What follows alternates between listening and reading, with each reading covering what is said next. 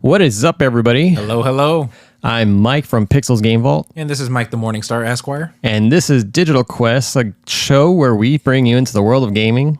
And also comic books, comic collecting, comic movies, or just movies in general. And also with some personal development advice through the struggles that we're going through with our own businesses, as well as our endeavors.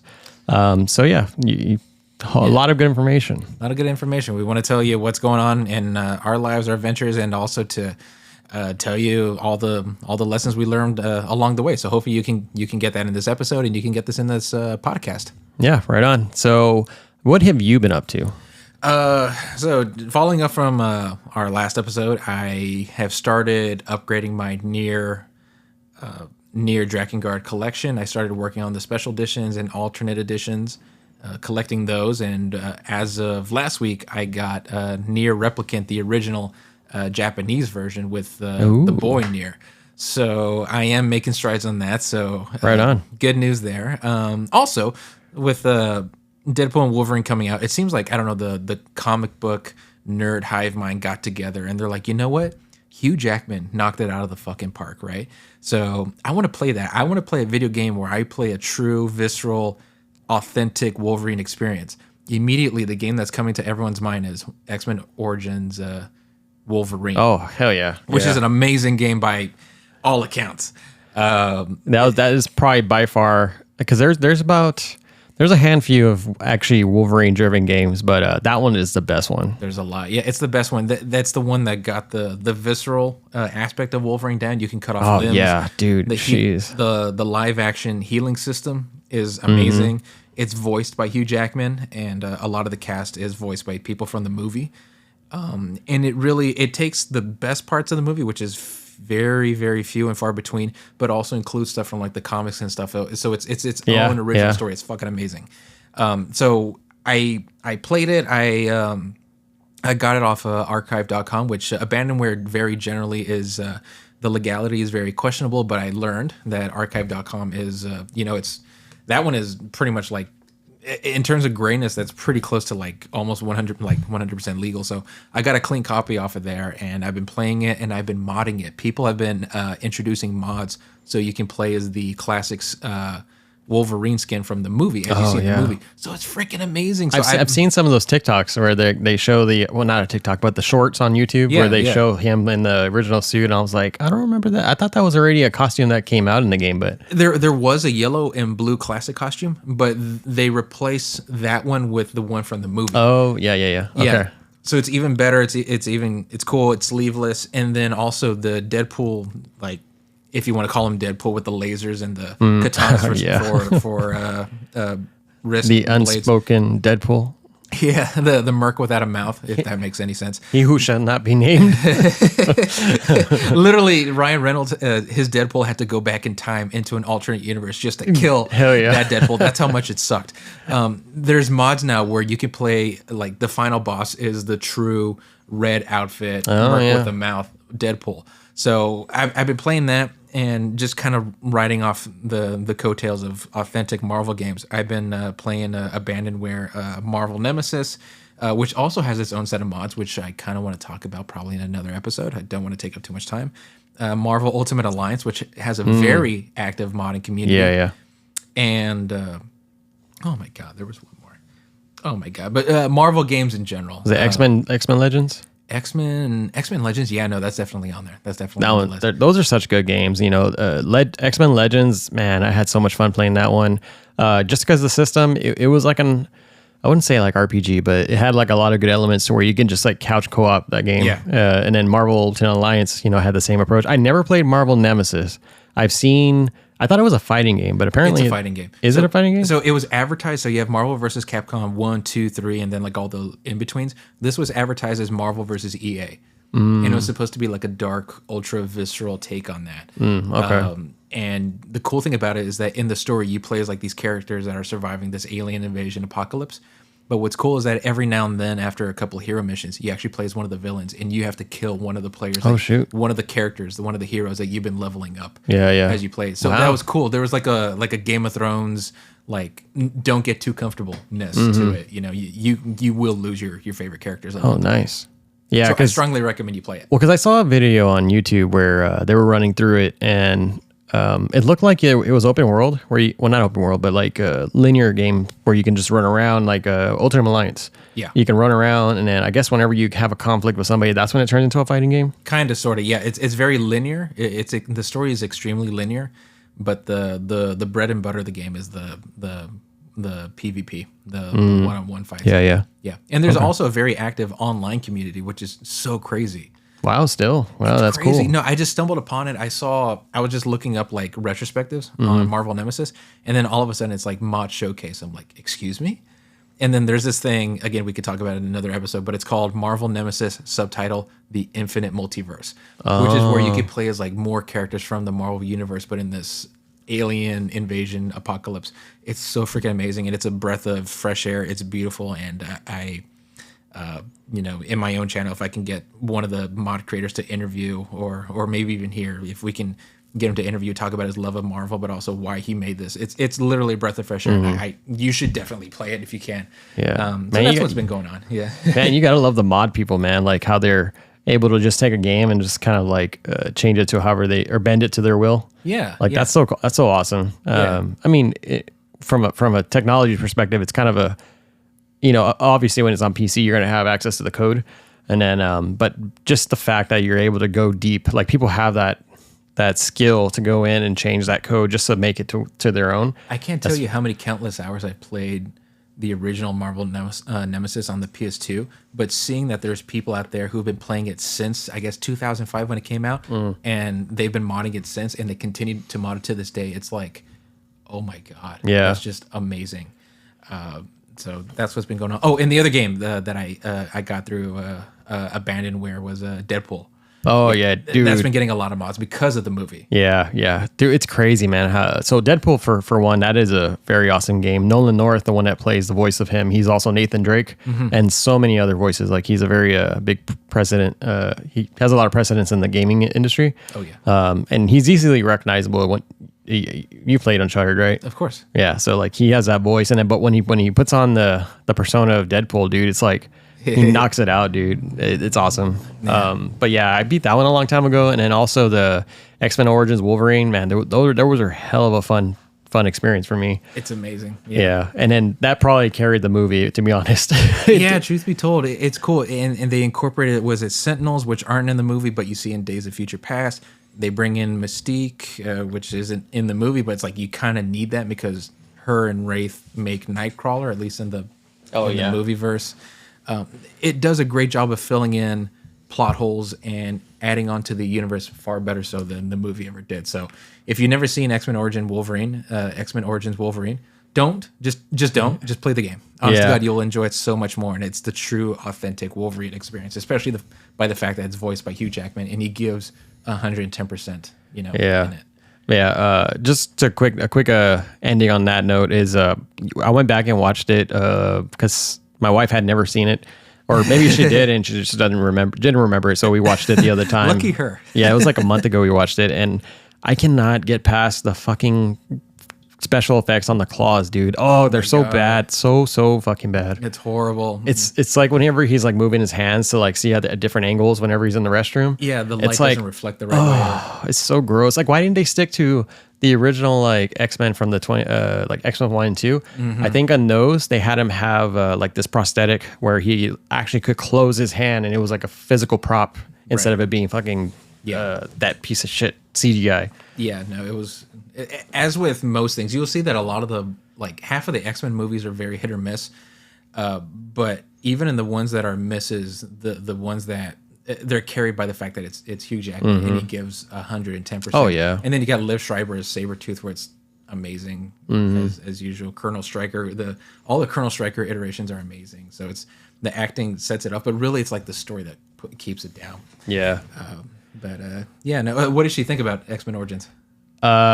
She thought it was interesting. That's a very positive review for that movie. Right? If you haven't seen that, that's an extremely positive take on that. Yeah.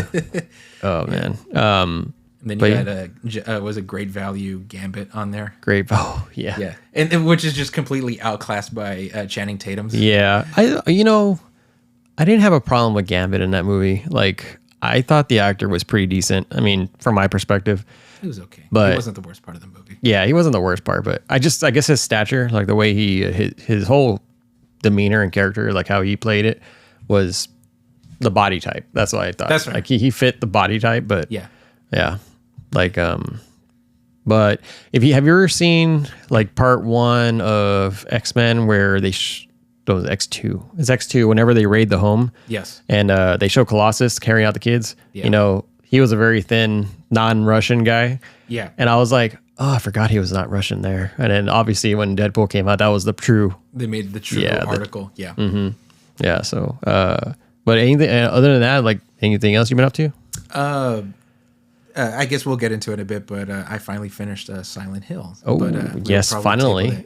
Yeah, finally. Sorry. No, literally, on top of just life and getting a new car and responsibilities and all that stuff, this whole abandonware binge that I've been on has been largely to blame for that. But anyway, I was able to put aside Wolverine and Deadpool for a bit and actually finished Shattered Memories. But we can get into that in a bit. What about you, man? What have you been up to? I've been up to a little bit.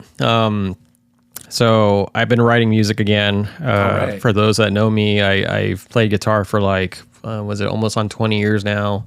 Crazy, man, dude. Time flies. That's crazy. But I've been wanting to do something with music. So one of my biggest things is, since I have a good relationship with gaming and also music, I've been wanting to make some video game music.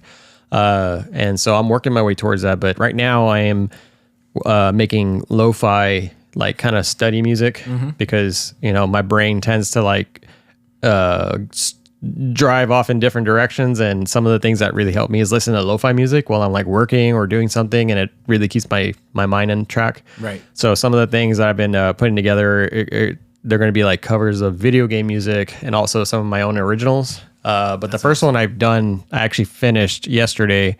Well, it's a rough draft, but I need to do some small edits, but for the most part it is done, and I can show you a little bit of what that sounds like. For those that are fans of Legend of Zelda, y'all might notice or recognize it. So,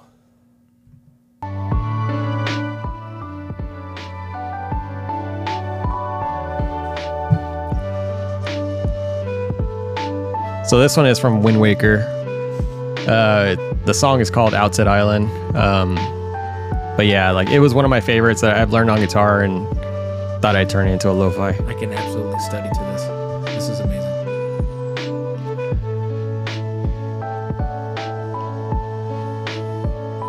Roughly speaking, if you don't mind me asking, how long did it take you to make that?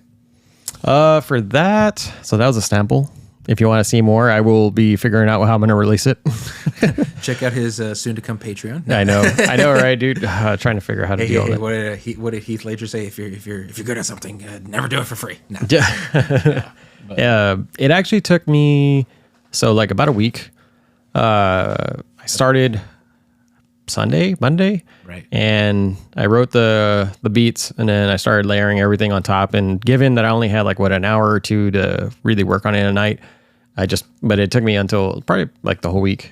That's awesome. Yeah. That's so cool. It's a lot easier. I will tell you this. It's a lot easier making lo-fi music than having to do actual drum parts that are all like rock music or, other types of genres, just because of the fact I'm not a drummer. I mean, I know how to put that stuff together, but it's a lot harder. So if I were to make a beat kind of like a boom, boom, da boom, ba boom, that's easy. And all you have to do is just extend that throughout the whole song, and it's the same beat, Yeah, just add on to it.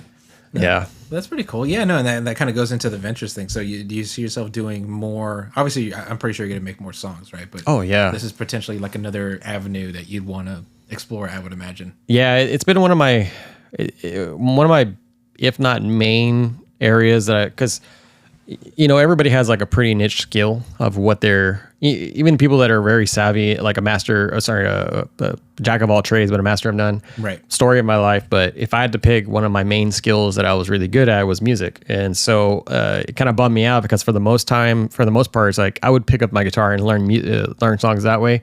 But I've always wanted to, since I have a son and family now, like I want to leave something behind that they can reflect on. And so like music has always been this one thing that I've been wanting to try to get together.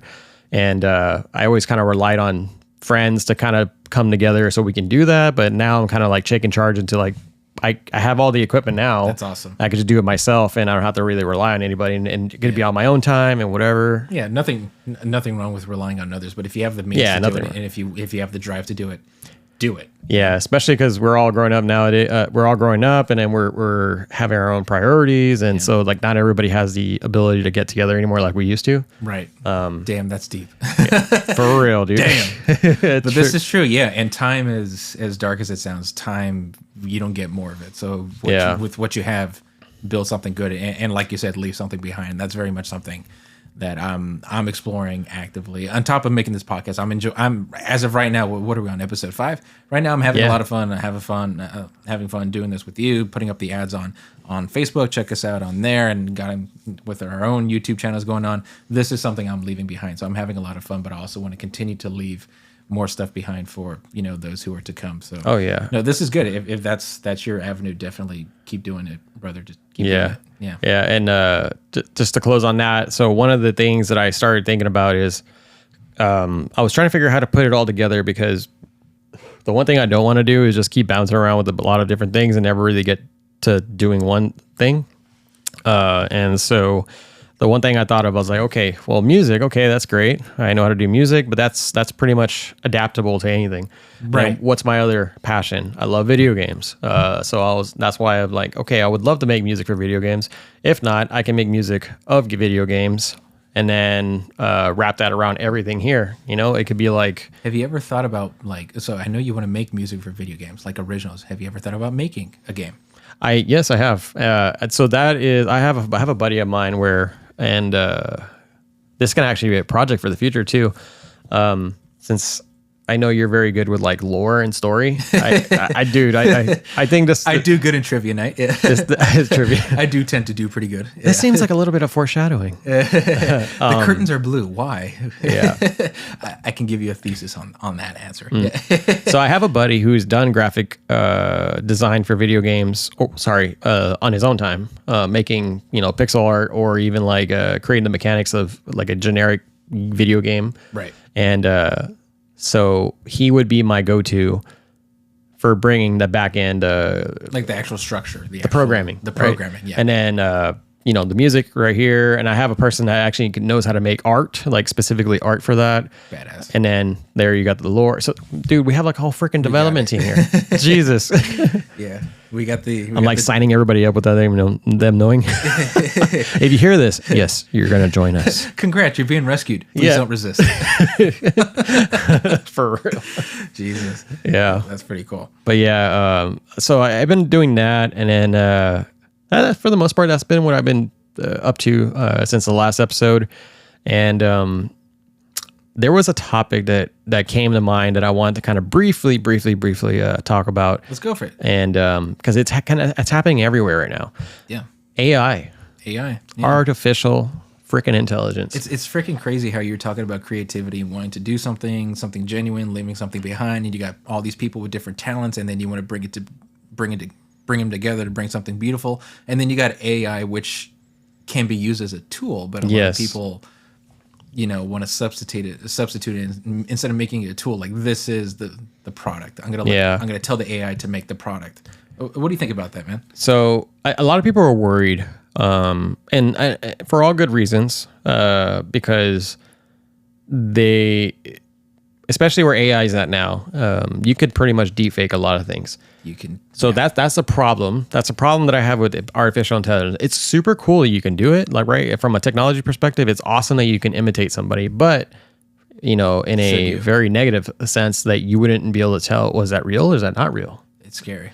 Or is it real or is it not real? Yeah. It's scary. And so that's pretty much one of the big problems that I have with it. But in terms of the gaming industry, a lot of the developers are starting to like be worried because AI will now be able to develop games for them. Yeah. Which I use ChatGPT on a daily whenever I need to ask questions. And that's when I find it's like really useful. I know how to do my research when needed to deep research. But if I need some like quick answers that could give me some pretty good outputs right away. Give me a quick pointer. Yeah. I use that heavily since I work in IT. So like that really helps me a lot. Like they save my ass a lot of times. And now you find it on Google and not Internet Explorer, Microsoft Edge. They've actually integrated their own AI bots in there. Mm-hmm. So there's no way of avoiding it. It's always going to be, I think from here on out, it's going to be attached to everything. Even your phones, dude. Like it's there. It's there. But as simple as something like Googling a word or a sentence like, hey, who is this actor, actress, or like who's the young girl in Aliens, who is it? The AI would just be like, oh, like, so you have the list of websites, but then on the side with like Copilot, if you're using Bing, it's like, oh, this is such and such person, she was born on this date. It's like, there was kind of a beauty to like finding the answer by clicking. Yeah, it's taken that part out of it, the fun. Yeah, the kind of the Easter egg hunting, and I mean, I guess it's kind of cool. Like that is the answer I was looking for, but it's also like, it is kind of concerning a little. Yeah, you know what it's doing? It's really it was built in the rightest sense, but it's fucking up a lot of people because now it's creating this instant gratification. Yes. So without having to put a lot of work in, you get an easy output. Yeah. And there's less effort, less effort. Think. There's and that's the problem. Like it's gonna start telling. Remember WALL-E? Yeah. You ever seen WALL-E? Yeah. Okay, you know how everybody was fat in their chairs because the robots did everything for them?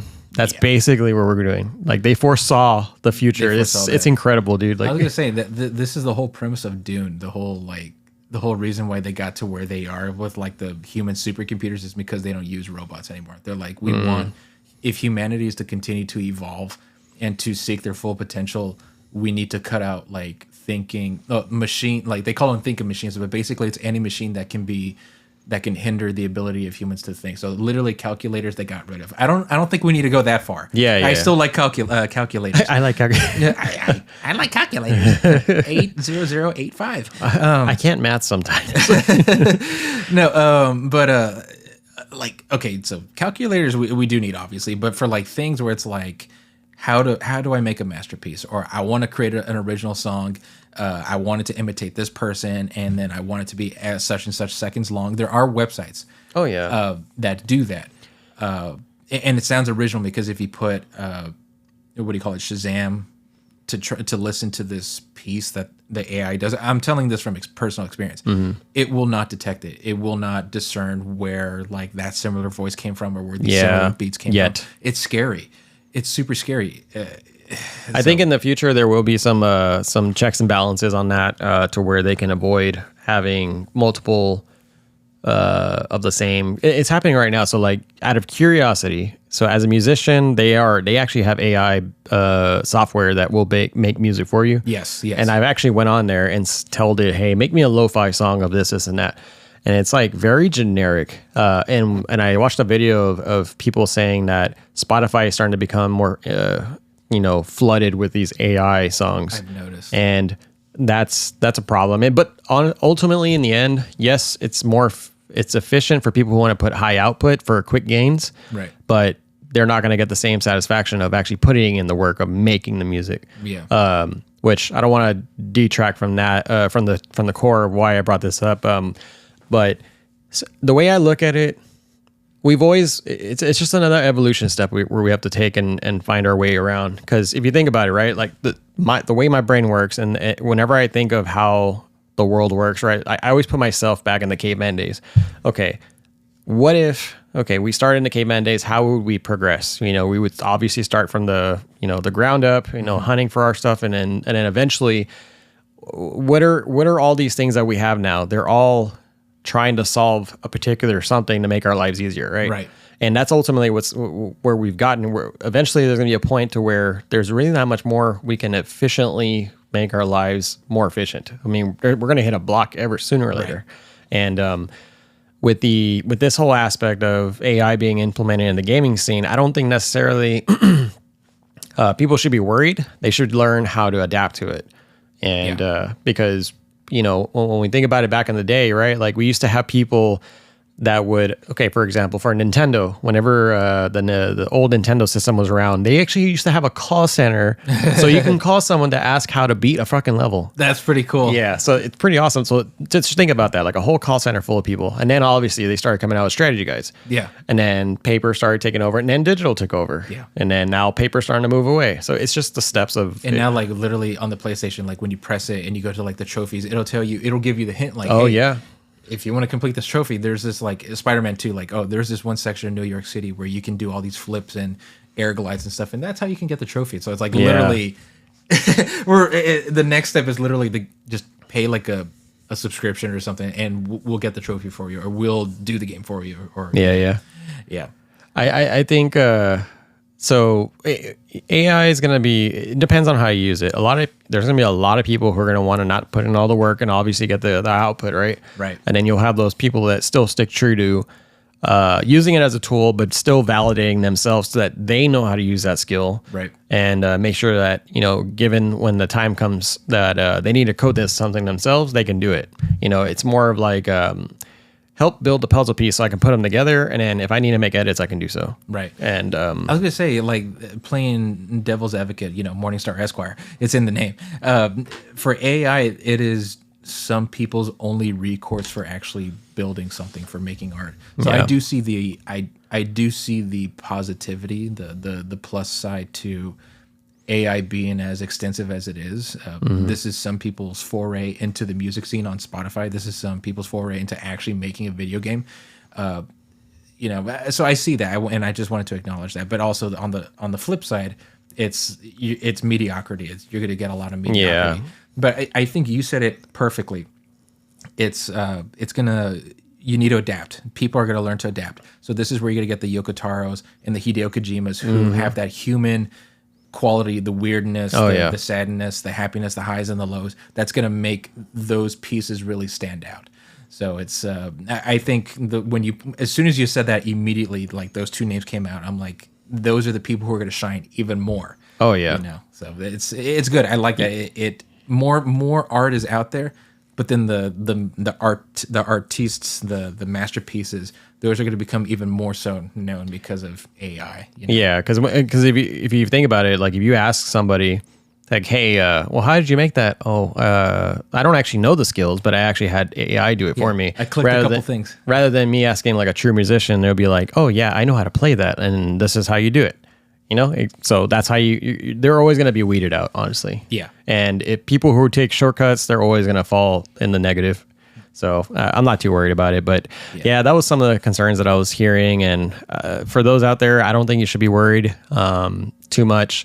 Just adapt to it and use it as a tool to better whatever you're trying to do. But also keep the skills as a foundation, to what you're doing. Yeah. But I think it's a stepping stone. It's an opportunity to learn. Yeah. You mentioned there's a little bit of foreshadowing there for a topic in the game section coming up, but you just hit it earlier. So you finally finished Shattered Memories. I finally finished it. Yeah. What did you think? I thoroughly enjoyed it. It was a lot of fun, and I'm glad that we kind of our wavelengths kind of coincided, and you're like, hey, what are you playing? What am I playing? Shattered Memories. It was a great pleasure to finally play it. I think I need to go back and kind of edit my ratings thus far. I think favorite game so far is still number 2, and then 3 and 1, and then it's going to be Shattered Memories. Really? Yeah. So I actually took it down a bit. I took it down a bit because as much as I enjoyed the uniqueness of this game, the fact that there is no combat and it's mostly chasing, that's the only foray you have with running into enemies, encountering them. I did kind of miss the horror of having to fight actual bosses. The fear of like what's behind the corner and then the radio static. Here, the only time your life is really in danger is in those few chase scenes in between episodes. It kind of had a formula to it where you're like, okay, then Yeah, as soon as you're going through like hallways and then you see a door with like a blue frame, you're like, oh, fuck, okay, it's a chase scene. Now I'm supposed to be scared. But otherwise, I was not scared at all. There was no suspense whatsoever. That really deducted a couple points from my rating. But I gave back points because of the originality. Story was there. The story was freaking amazing. Was there. The fact that you, the player, are kind of in the story is amazing. So that I thoroughly enjoyed it. So the big question: what ending did you get? Okay, so there's 2 endings, right? I thought there's 4.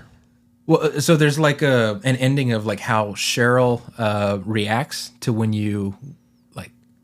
So can we go into spoilers? Oh yeah, that's fine. Okay, okay, guys, if you haven't played this game yet, anyway, no.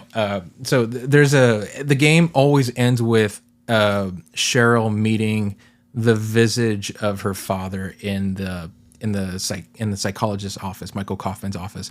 So the first ending is like, how does she react? I got the ending where she's like, "Oh, you were always with me. You know, I miss you," but like she's learning to let go. Yeah, you know, and in the end, she has good memories of her father.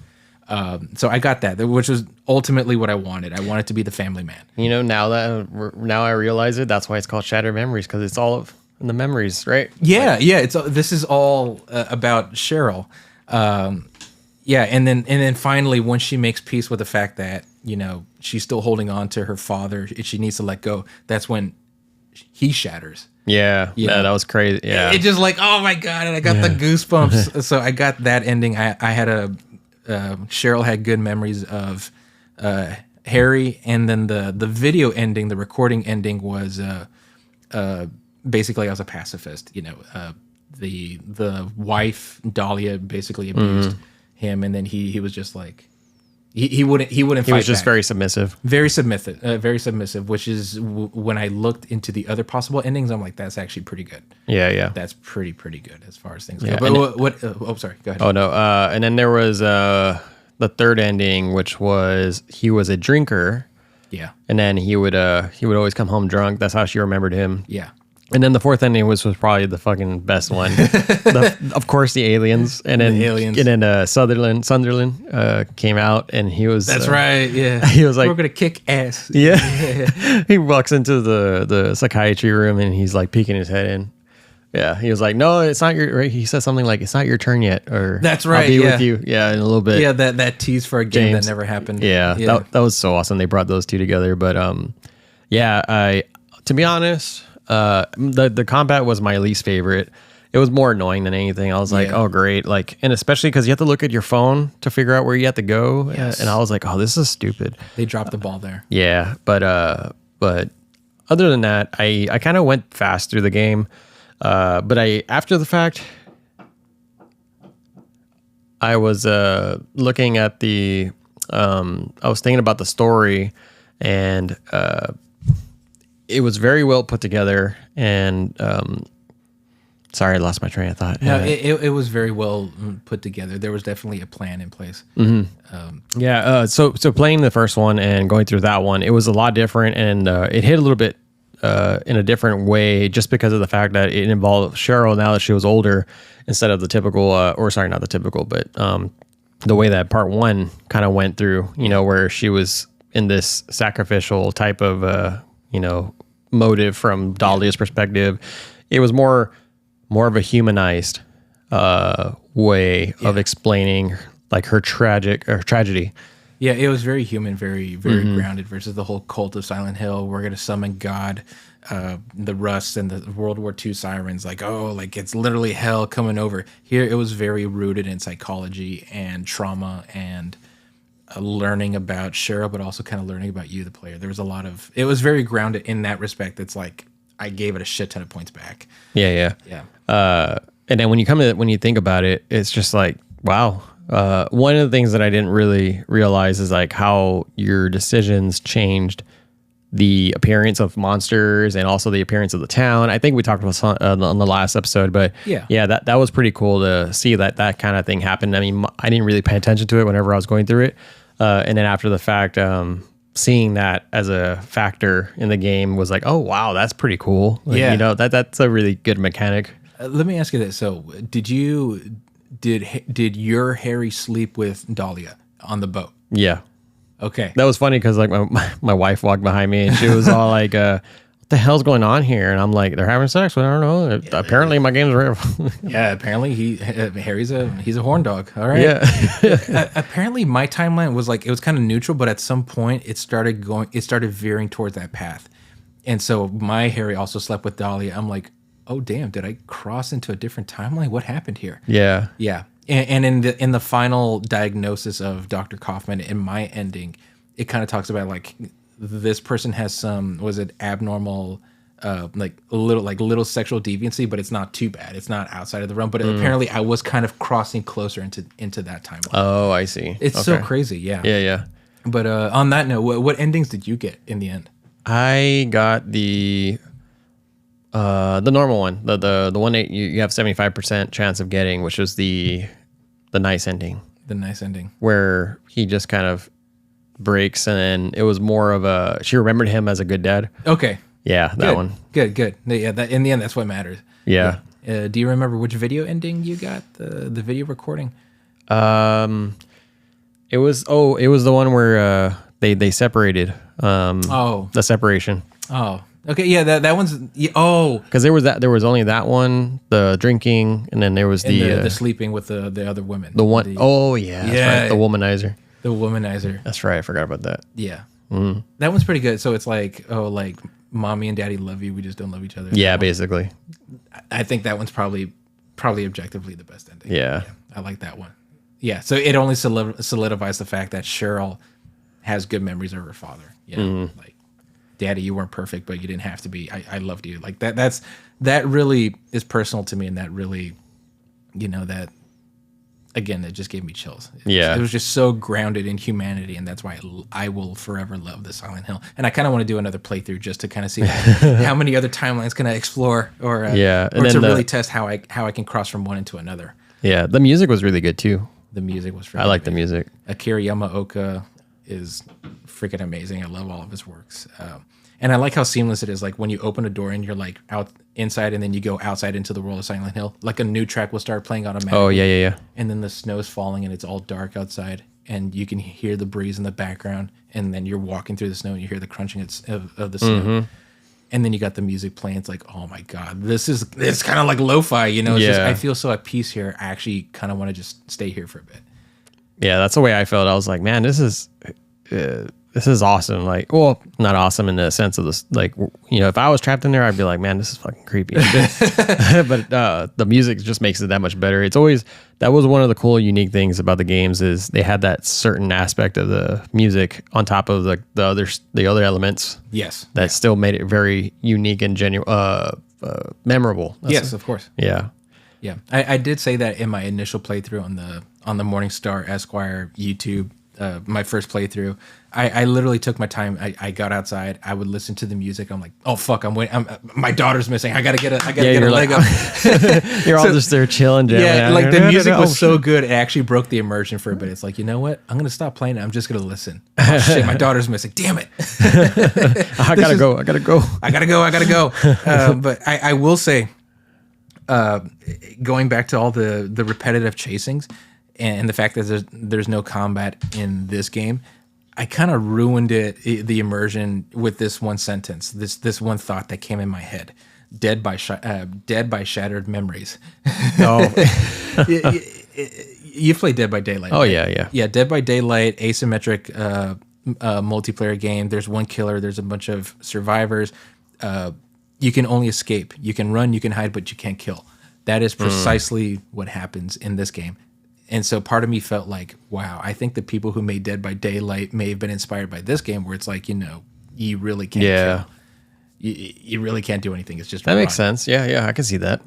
all you're missing is the red light on the enemies that are chasing you. That's really all you're missing. And there you go. You got Dead by Shattered Memories, the video game. Yeah, so that's why I deducted a couple points on it. But otherwise, I loved it, and it was kind of like if you played Silent Hill 1, and it's like playing with toys as a child, and like you're kind of like, oh, this hero goes do do do, and this hero goes do do do, and then okay, story over, put the toys away in the toy box. This was kind of like, okay, same toys, same characters, but a new story. Yeah, that's ultimately the way I saw Shattered Memories, which is I loved it. It was good. Yeah, I agree. Yeah, that was a really good game. So if anybody ever has the opportunity to play it, check it out. It's definitely not one to sleep on. Yeah. So another thing in the gaming industry that's kind of going around is Game Informer. Are you familiar with Game Informer? I am very familiar with Game Informer. Yeah. So for those who are not, it is a magazine publishing company under the GameStop, I believe. I believe so. Yeah. Yeah. And so they recently shut their doors, and now they're going to stop publicating the magazines. Yeah. Which is kind of sad. And a lot of people are feeling it right now just because of the fact they've been around for so long. I never realized that they were been around since, I think, even longer than GamePro. Because so the magazines that I grew up with were, of course, Game Informer, there was GamePro, there was PlayStation Magazine, there was the Xbox one, and then there was Nintendo Power. Yeah. All those magazines. And,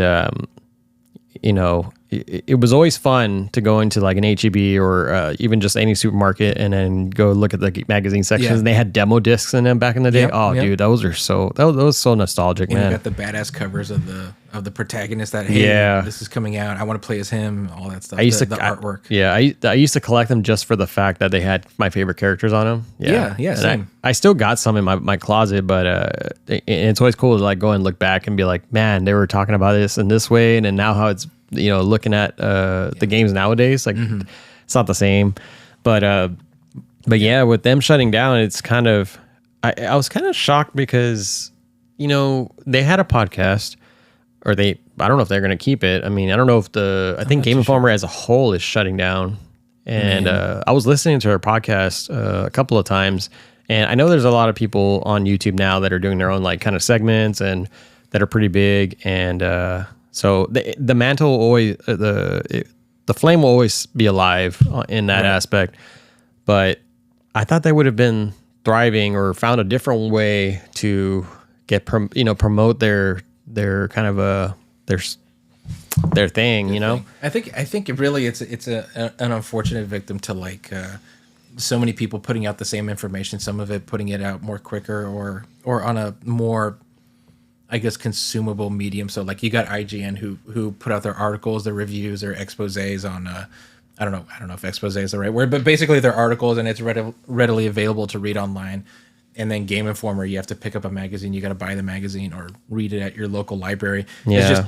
I think it's just one of those unfortunate victims too. I wonder if it's just like the paper factor, because everybody's starting to steer away from like paper and then trying to make everything more green and with the digital releases of everything. But even at that, like a podcast could probably carry. But I mean, I don't know what the metrics look like on what they bring in for traffic on that. You know what? I just thought about that. It costs like a certain amount to like get a magazine, and then you sell it for a certain price. That's it. Versus like an article, you get money based off of clicks. Right? What's it called? PPC, pay per click. Yeah. So it's like, okay, so magazine has like, I don't know, like maybe 20 articles on there, and then you sell it for like what, maybe $6, $7, maybe $8, right? I mean, versus you put that same information out on the internet, you're just going to keep on making and making and making until whatever information's on there is no longer relevant, and then people will move on to the next thing. Yeah. So I also kind of get from that perspective. Well, just like what we were talking about earlier, it's just the evolution of making things more efficient and readily available to ourselves. Yeah. It's just the turning of the tide. It's like the writing was on the wall. Yeah. But that doesn't detract from the fact that it means a lot to us, people who grew up with it. Oh, yeah. Yeah. My thing is my parents were very strict when it came to like, let's buy the things we need. So whenever I would go to H-E-B or, if you live in Texas, you know what H-E-B is. It's our grocery store chain. You would see the thing. The grocery store chain. The only The only. Fuck Walmart. Fuck Walmart. Fuck Kroger. Please continue listening to us. We're so sorry. We will take your sponsorships. I think a lot of people would agree with this. Yeah. We wouldn't buy it, but while we're waiting for the checkout, I would read it and I'm like, oh, this is so cool. This game looks so cool. And, and what was cool though is like for games that came out and then you could see how they changed the quality or like they full on lied about the quality. You can go back to the magazines and you look at the pictures like, hold on. It looks like this here, but the final product is night and day. Like Prototype, for instance, like the protagonist looks completely different. Infamous Cole, he went through several iteration changes. So I still look back on those fondly and say, hey, this is what we could have had, but this is what we got. Or sometimes it's even for the better. Oh, this game didn't look that good when you advertise it on Game Informer, but now all of a sudden it looks good. You know? It's so. I think all in all, it's really sad that it got shut down. But I would have figured that they would have thrived in some way. It's almost like whenever X-Play. You never grew up with X-Play, right? I'm familiar with X-Play. Man, dude, that is like my ultimate, probably my favorite show of a gaming show of all time. I mean, you had some other ones like which one? So there was Attack of the Show that wasn't really a game show. That was more of a different type. But anyways, X-Play. But then the way that X-Play was cool and awesome is that they were funny. They were genuinely funny. Adam Sessler and Morgan Webb, and they would always have these segments that would make everything funny. And then their voices were just so iconic with keeping the reviews of their games very kind of capturing your attention. Of course. And then obviously you had what was that one on YouTube I used to watch as well? It was Game Trailers. I think that's. Yeah. So their design on how they did it was pretty awesome. And then I think they stopped. I don't know if they still do their videos. Do you remember Machinima? Yeah, dude, Machinima. Oh my god, Machinima. Everybody used to shit on him so bad because I think it was because apparently they had some like scummy like money practices like. You would only get like a certain percentage, but then also like a lot of hidden like clauses and stuff. As a consumer of Machinima, I loved it. But then once people started voicing their concerns with Machinima and how like they weren't getting paid enough and they don't own, like there's like also a rights issue to the content you put out.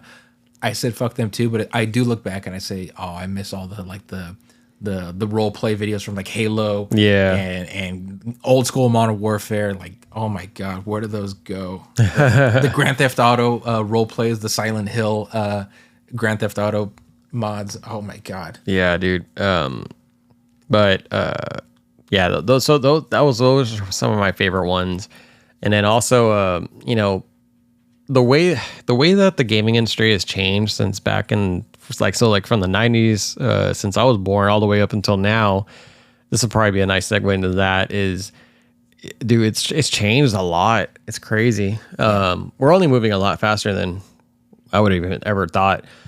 So when I grew up with my first console that I ever had was the NES, but that was my brother's. So I used to play like Ninja Turtles on there and also The Legend of Zelda. My dad he beat that game. He beat Legend of Zelda. If you know, you know. He beat Legend of Zelda without even no strategy guides or anything. I'm like, how the fuck did you do this? Like, dude, like the amount of thought that it requires to like find all the secrets and everything. He put some serious thought into it. Oh my god, it's incredible. I'm like, dude, I don't know how. Teach me your ways, master. Yeah. Teach me, daddy. Yeah, teach me. Or what did Anakin say in episode 3? Is there a way to learn this power? Yeah, from a Jedi. But yeah, so my first true system that was actually mine was a Sega Genesis. So obviously I was a Sonic fanboy, and ultimately playing like the Spider-Man games on there. Oh my god, what is it? The mechanics of the games. There's another term that I'm looking for. I can't remember it. The playability of these games were so unique because every game had a unique aspect to it, right? Yes.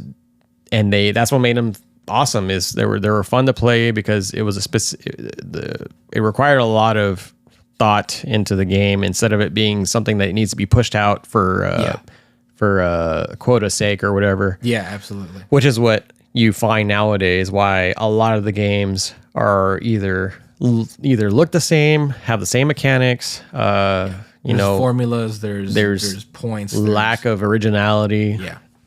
And it's kind of sad to see that kind of stuff happen. I mean, I think eventually, yes, there will be a wall that you're going to hit where a lot of people have either, yes, I've done this. It's almost like, you remember, I think it was Futurama or Simpsons. Oh, no, it was South Park. They're like, Simpsons did it. Simpsons did it.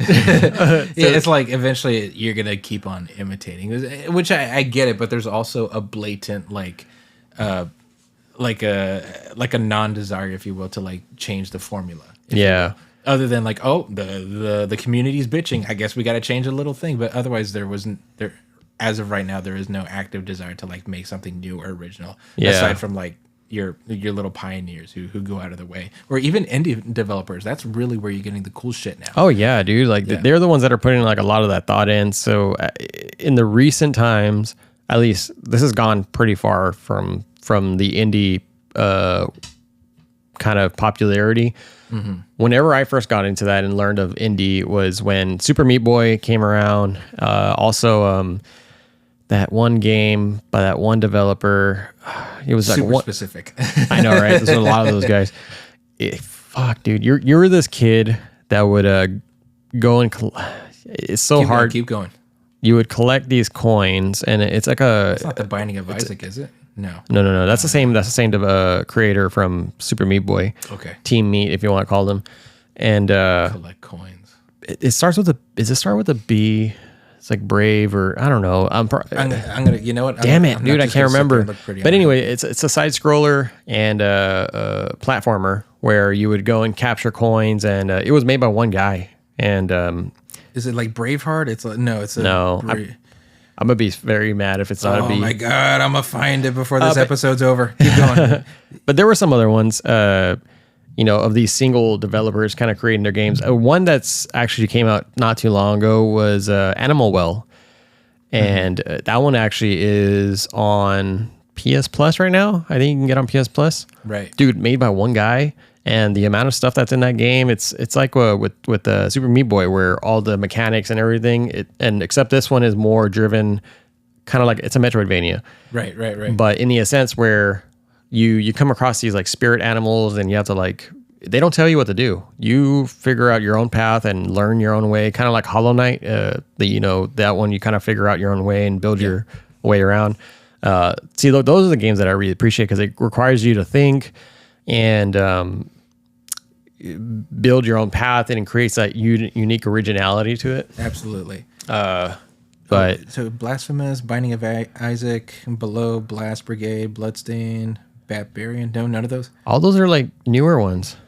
Come on. Oh god, now you're gonna drive me nuts trying to figure it out. Oh no, that's why I'm like, oh man, like this is all interesting. That's kind of the whole point of this podcast. Is like we learn from each other, we inform you, the listeners, Braid. but also we learn from what? Braid.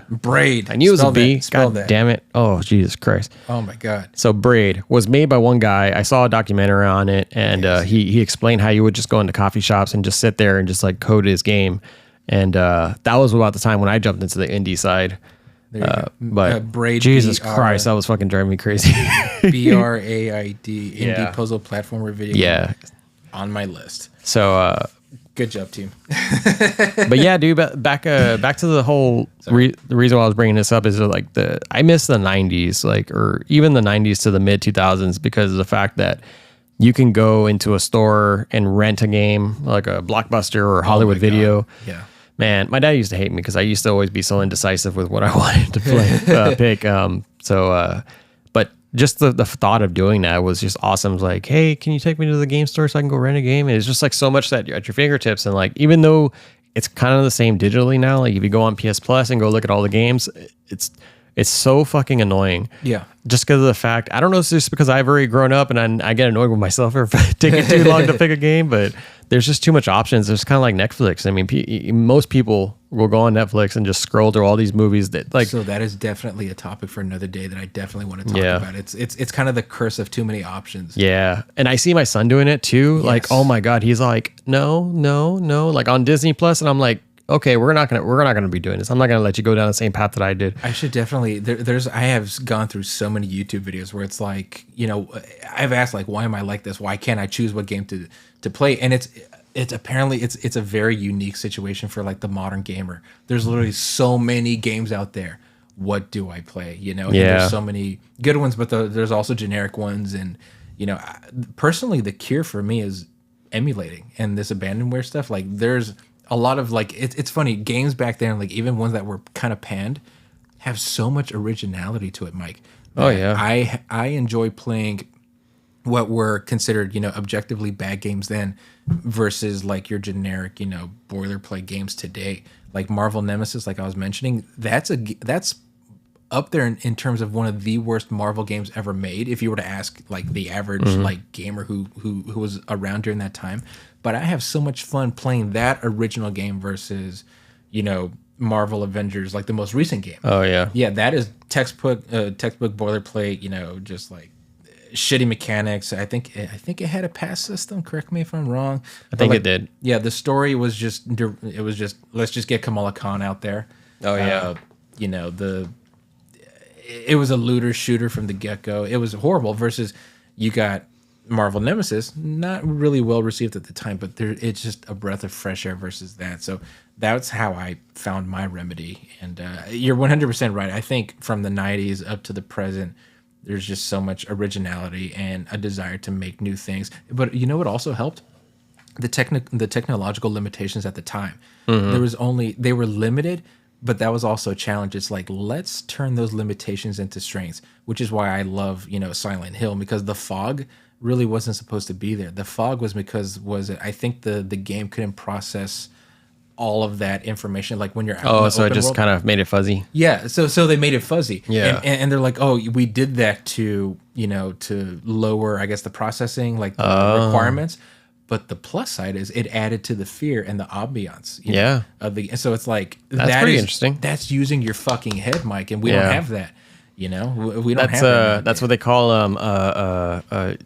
happy mistakes. Happy mistakes. Yeah, happy mistakes. Happy man. accidents. Yeah. Happy accidents. Yeah. Sponsored by With the spirit of Bob Ross. Bob Ross. Happy trees. It's a good thing. Happy clouds. Oh man. God. I just brought you so much peace. Anyway, yeah. I know. I was about to go into a segue. Let's not go down a rabbit hole. Let's not go down that road. Let's wind it back. Yeah. So you know how modern games nowadays they're becoming more cinematic and they're taking away from the originality of so before I say this, so cinematic is the big key factor of a lot of games. Like I think that's like a standard now where if we can't make it cinematic, then it's no good. And then it sets a standard for shitty games. Right. Which, I'm a big fan of God of War. I'm really happy with what they did with that game. Because that one, oh my God, that one hits so hard. And it's so good, like in storytelling. And see, like that's the way that I would expect cinematic gameplay to take place. But when they try to make everything a cinematic game, like Call of Duty, they try to make fucking Barbie Dreamhouse cinematic. I don't know, like all these games, like it's just kind of annoying, dude. Directed by Michael Bay. Yeah, explosions everywhere. Fucking Barbie just gets out of her car, explosions in the back. Fucking stupid. Yeah. No, sorry. Go ahead. Yeah. So cinematic. There I do. Yeah. Everything's got to be cinematic. All of a sudden. Yeah, and then you sacrifice good original gameplay, memorable experiences. Yeah, I mean, I understand the technological advances nowadays where they're able to capture a lot more of the face. Like now, you're starting to find actual A-lister actors doing video games, and it's only going to become. I think this is where there's going to be a line even further drawn, because there's a line drawn right now from where gamers are very getting really annoyed of what's happening in the scene. But when this happens, when you start seeing like Ryan Reynolds and Hugh Jackman, let's just say, in the video games and all they become movies into video games. Right. Like true movies into video games. Like they'll have Michael Bay as a director doing a video game directed movie. Right, so to speak. Right. That's the part where they're going to test the waters at some point. I swear to you by this, if I have to say a Nostradamus moment, a prediction, there's going to be a point where a famous director is going to make a video game directed game. Guillermo del Toro. Yes. Yeah, I mean, I think he's made, correct me if I'm wrong, I think he's made a game, or at least he wanted to make Silent Hills.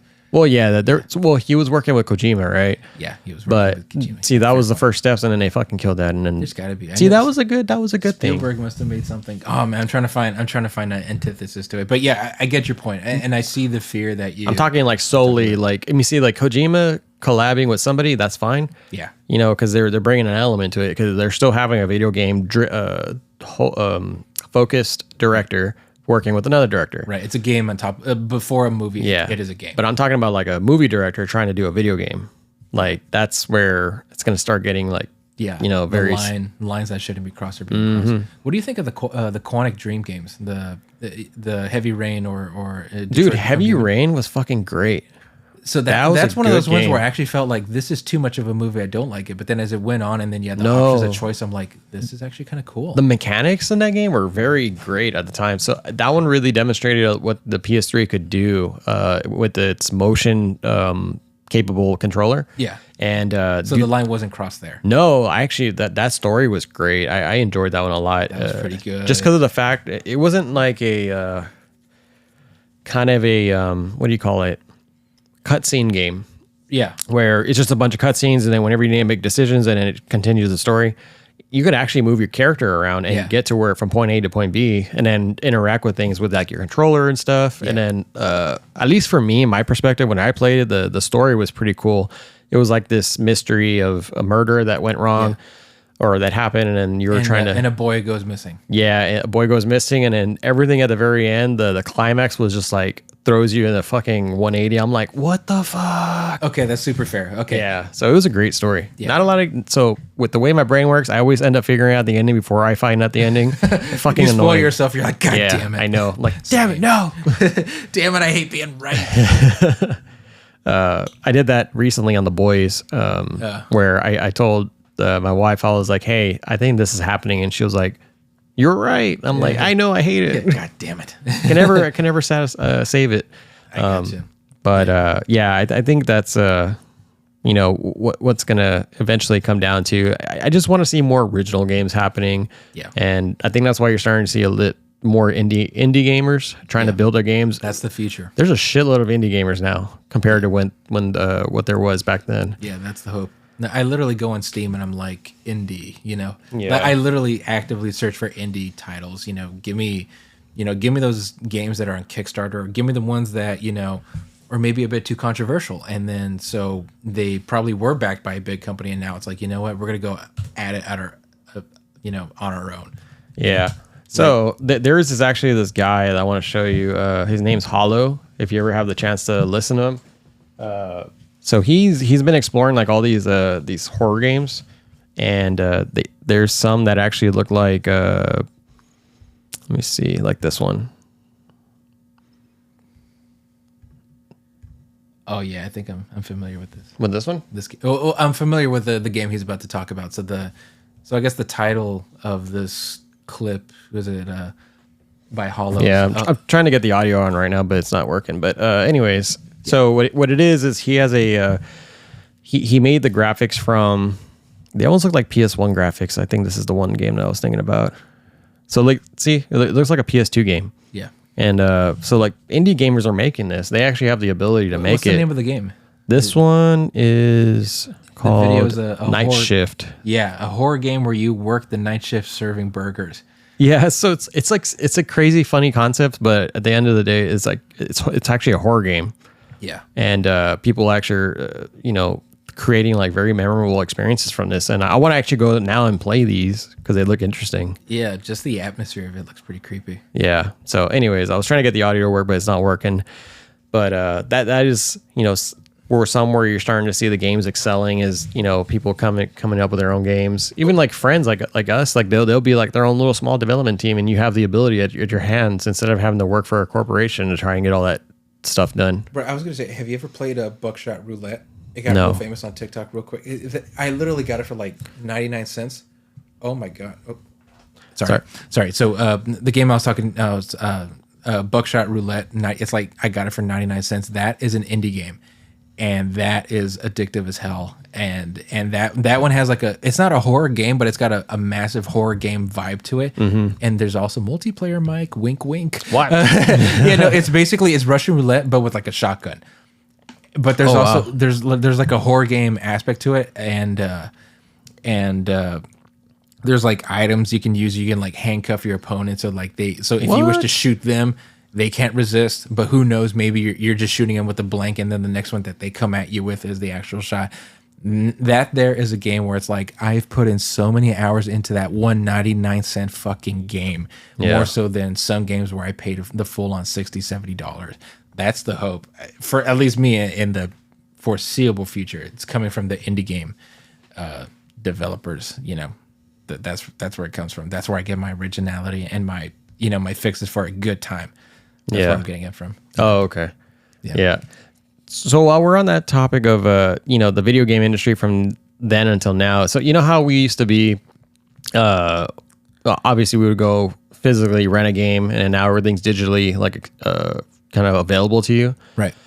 Now, I want to talk about like the benefits and drawbacks of gaming in this respective a sense, and in no way am I shaming anybody. I'm just speaking from my own perspective of what I've dealt with, and I think many people might relate to this. But so when I say drawbacks, let's start with the drawbacks. When you think of people saying like, "Oh, he's just a person in his mom's basement playing video games all day," right? Like that's like a typical fucking insult, right? Yeah.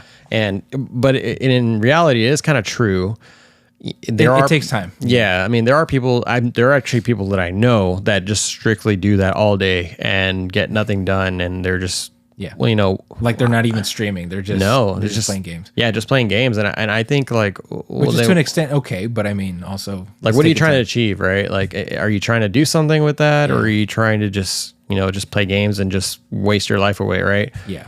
There's got to be a healthy balance. Yeah, a healthy balance. Yeah, this is an intervention, people. Right. We're a gaming community, but we also, we want to promote healthy habits and, healthy lifestyles, Yeah. I mean, because like we said, we've been through our own personal experiences, and we want to help people get better.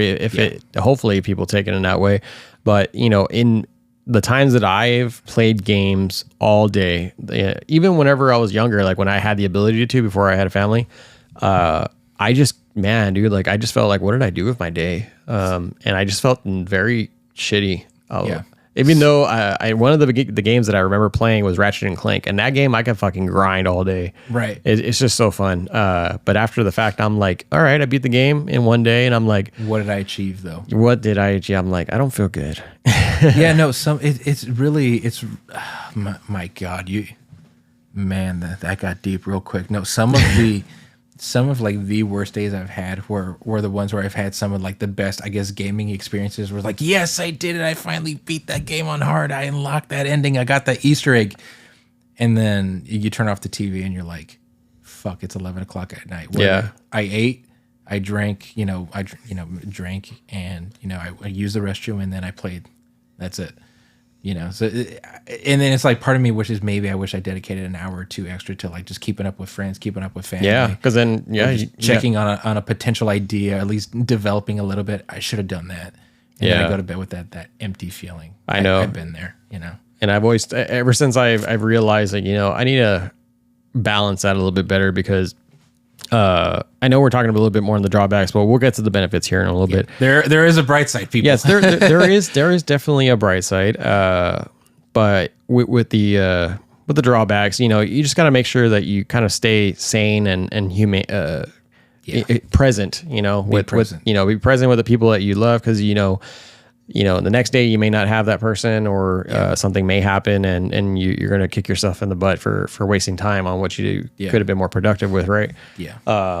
But coming to the benefits of gaming, the things that I used to get made fun of because the way I would look at video games was like reading a book for me. Yes. I still do. Yeah, I still look at it that way. I mean, the games that I played, I've learned how to read and actually understand stories. I mean, with me having ADD and the way that the video game would balance everything at the same time was super awesome. It would help me focus on, Final Fantasy VII per se.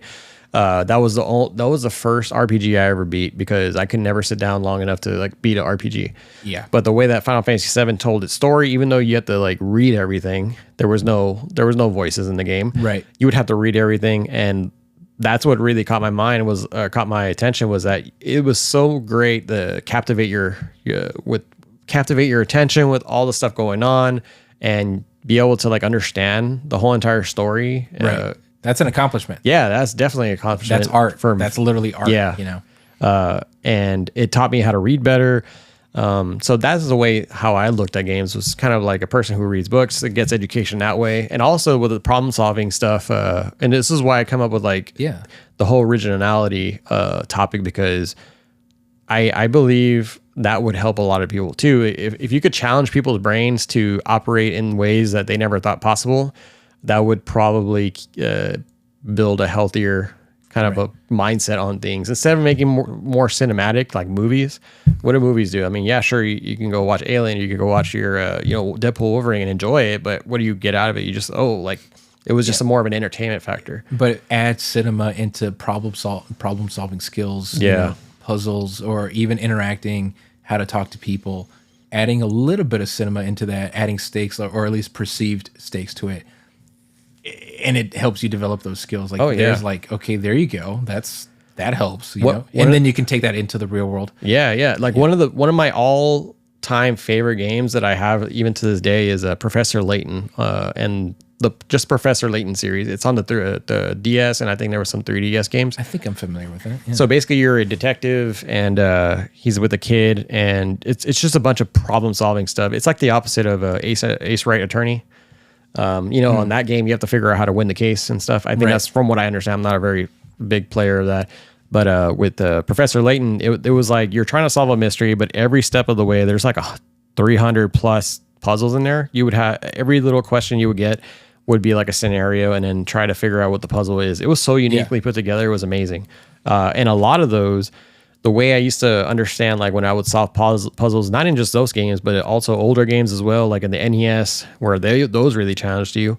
I started to see patterns on my way of thinking. So now, even to this day, I apply that in my work days. So whenever I have to solve something, I'm like, okay, what's the pattern of this kind of problem that I'm having, and what's the solution that might be a candidate for getting me to where I want to get. Right. And so that's what I think about. That's definitely a benefit that I got out of gaming. And so I was actually able to apply it in the real world scenarios. Right. And so I think that's the light side of gaming, and that people should really strive to get to, is have a purpose for, you can do it for entertainment purposes at certain times, but if you're going to be playing a lot longer, or for, if you want to make it a career, have a goal, and then achieve that goal, and then have it to be able to be applied to a certain aspect of your life, or a certain aspect of your business, or whatever the hell you're trying to do. Right. Yeah. And definitely.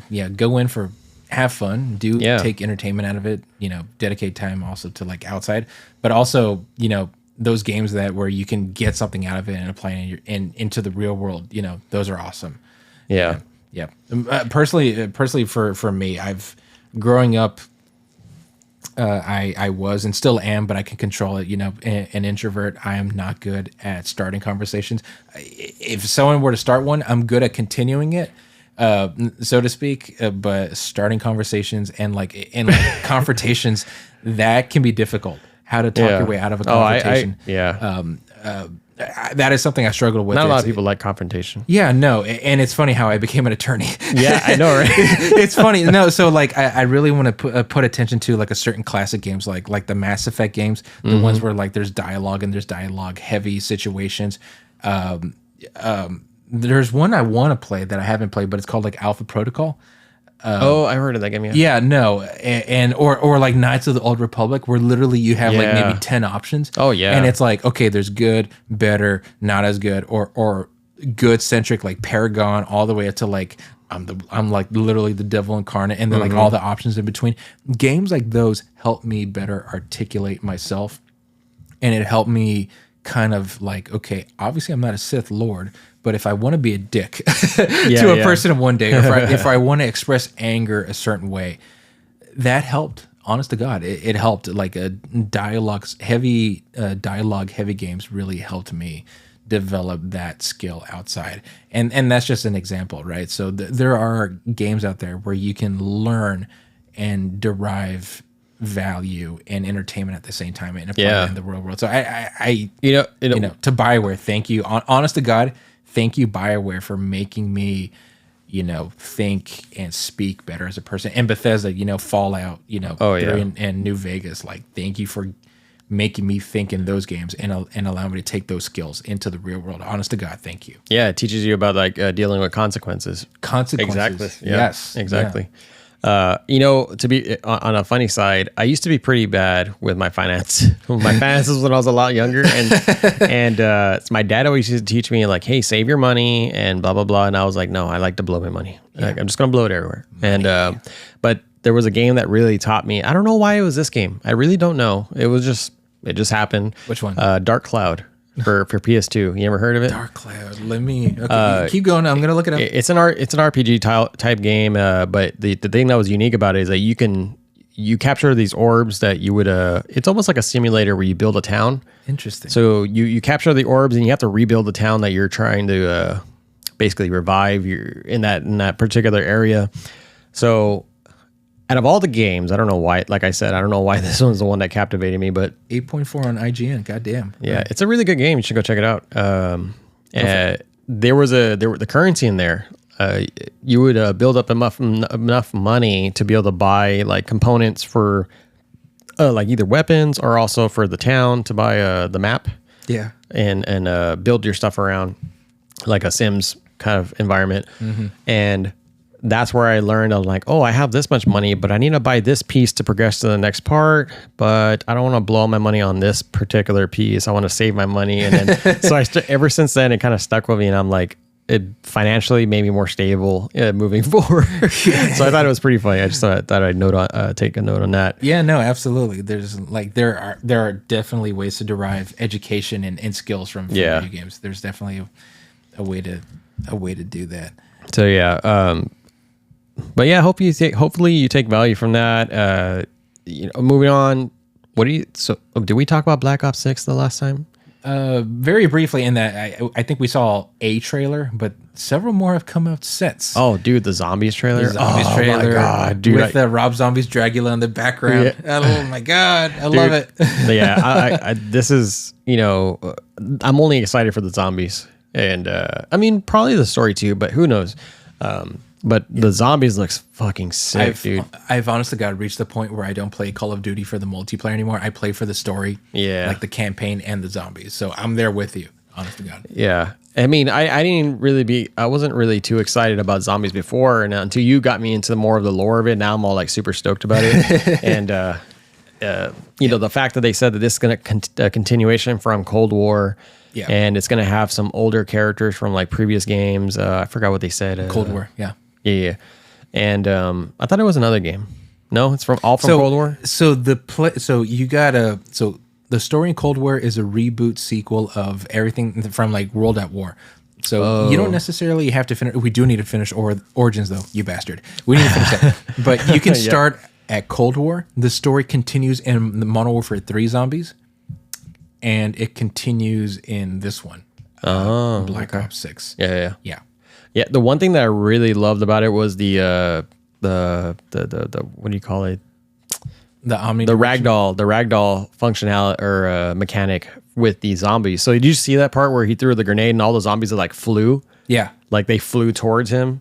I was like, oh my God, they fucking added that mechanic in there. That's so awesome. Yeah, like they just fucking got thrown like towards you. That's so cool. Now that's gonna be a factor. Like if they don't die, now you're gonna worry about crawling, from where they land. Yeah. And so I can't wait for that. And also the fact that you can swim and you can ride boats. I'm like, dude, the part where he was riding the boat on the ocean, they're fighting that big ass monster. That's pretty Holy cool. shit. I'm excited with the fact that they're bringing it back to the classic zombie system, the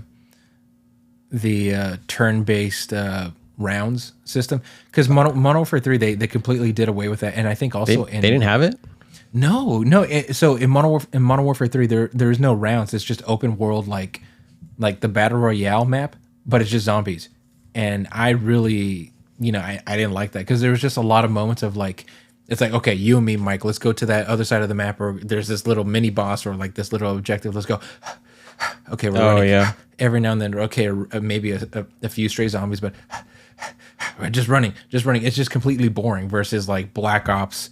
There was an open world component to it, but there's still rounds, and Yeah. So my God, my dumbass, the video was on fucking mute the whole time, so the video is actually working. Go for it. So this is the video for Black Ops. For those on audio, you're not gonna be really knowing what's going on, but this is some of the gameplay where the zombies, dude, like the door with the fucking monster, or those traps with the monsters in it, dude. That's crazy. Like they can suck up the zombies, and you can have these beams killing zombies too. Like the environment, that's insane.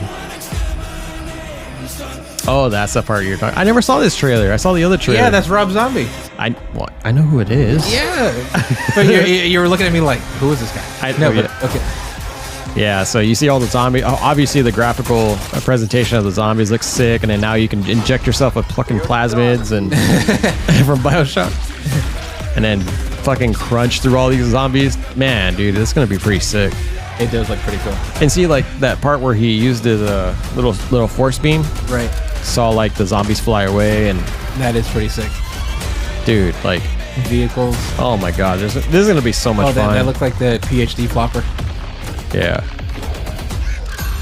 But anyway, so that is pretty much what we're talking about here, and it's gonna be super sick. I can't wait. It's pretty sick, and I like the fact. So in the other games, you can like choose the character you want to come in as, but in that respect, you lose the story, you lose the lore aspect, if you will, of zombies. But now they're bringing it back to where you will play as one of 4 characters, but you can't change those characters. Oh, you can't. Oh, and I actually like that. It's like there's a story.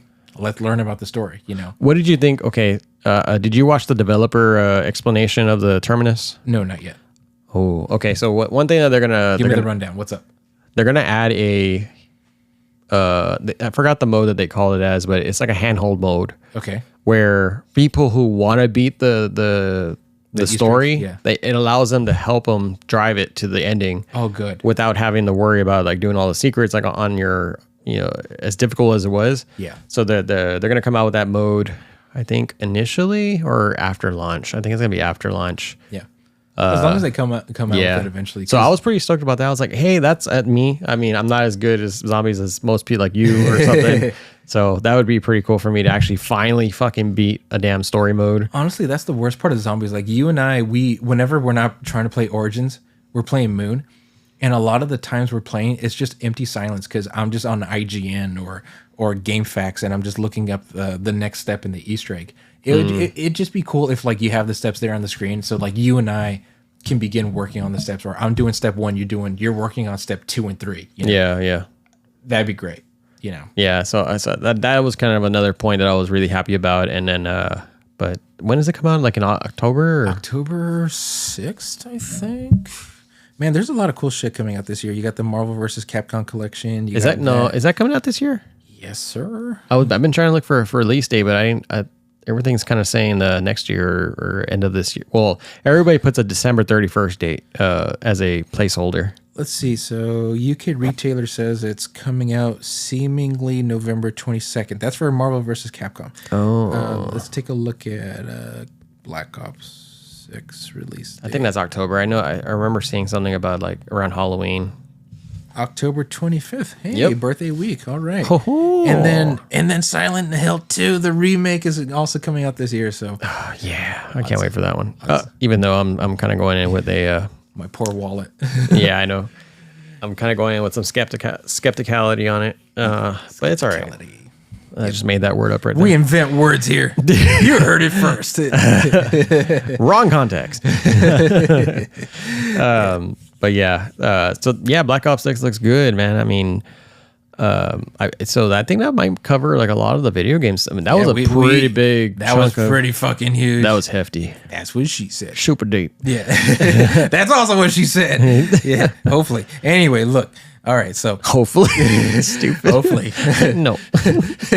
This episode is sponsored by Blue Chew. No, I'm kidding. Anyway, oh my god, JK. Stupid. Hopefully one day. Anyway, yeah, no. So that's video games. Yeah, yeah. So what do you got to bring to the table? Yeah, no. So also comics. This is also a comic podcast. Lately, it's very funny. A lot of these things we're talking about comics and a lack of originality and mediocrity. That translates very well into comics. It seems like we're getting the same story or a derivative, therefore, or a reboot or an unnecessary sequel over and over and over again. And this is true for Marvel and DC, but this is kind of a thing like to you, but also to like you, the listeners. If you want to like get into like comics and like new stuff, I highly suggest for like Marvel, I highly suggest you look into the new line of comics called the Ultimate line, the Ultimate Comics. There used to be one in like the early thousands called Ultimate Comics, and a lot of the early MCU movies are based on the Ultimate Comics. Is that like kind of like Ultimate Spider-Man? Yes, Ultimate Spider-Man, Ultimate, the Ultimates, Ultimate Daredevil. Those were a breath of fresh air, and that's where these new young writers can like experiment with like new ideas. And a lot of those actually were translated into the MCU. So, and then they killed that line, they killed that universe, but now they brought it back, and it's so much fun, and it's kind of very self-aware in that it's this is a sequel, if you will, to the main universe. It's a continuation. Basically, there's this villain called the Maker. He's an evil Reed Richards from like an alternate universe. What he does is he goes into the past of this universe and he changes things and he prevents certain heroes from being born or from getting their powers. But in the end, he's kind of momentarily defeated. And so like... So he's kind of like a Thanos. He can like rewrite history if you want to. Kind of, sort of. So these heroes that did survive, they're like, we need to bring back the new age of heroes, those who are left. So there are certain people who become heroes who weren't heroes in another universe. There's a lot of originality to it, my point being. So if you want to get in like on the ground running with like new stuff, you should check out like the Ultimate Comics. I just got to say, you really got to check it out. And I do plan on covering the new Ultimate line of comics on my YouTube channel on the Morningstar Esquire. Definitely, you got to check it out. And it seems like DC is finally like DC is very guilty, Mike, of like these infinite crises, these reboots. Oh yeah, it gets pretty boring. Yeah, there's like so many timelines of Batman, so many timelines of Superman. So it's like literally you have the Batfleck and then you have Pattinson just because like it's okay. You know, you have the Jared Leto Joker, and then you got the Joaquin Phoenix Joker. And as cool as that is, DC just thinks they can get away with it because like literally they're the ones who invented the concept of a multiverse. You know, and so every 5 years now they're rebooting the universe. Is that what they go by, like the New 52, the New 53, and the New 54? I don't know. New 52 is basically their new version of the multiverse, and then they and that lasted for like the better part of a decade, and then they're no longer doing that now. They did DC Rebirth, and now they're doing DC. I think it's the Dawn of DC. I think it's reboot after reboot after reboot. Really, it is confusing. If you're confused right now, good. Making a face right now. Yeah. Yeah, it is confusing. It's like, how many fucking reboots can you do over and over again?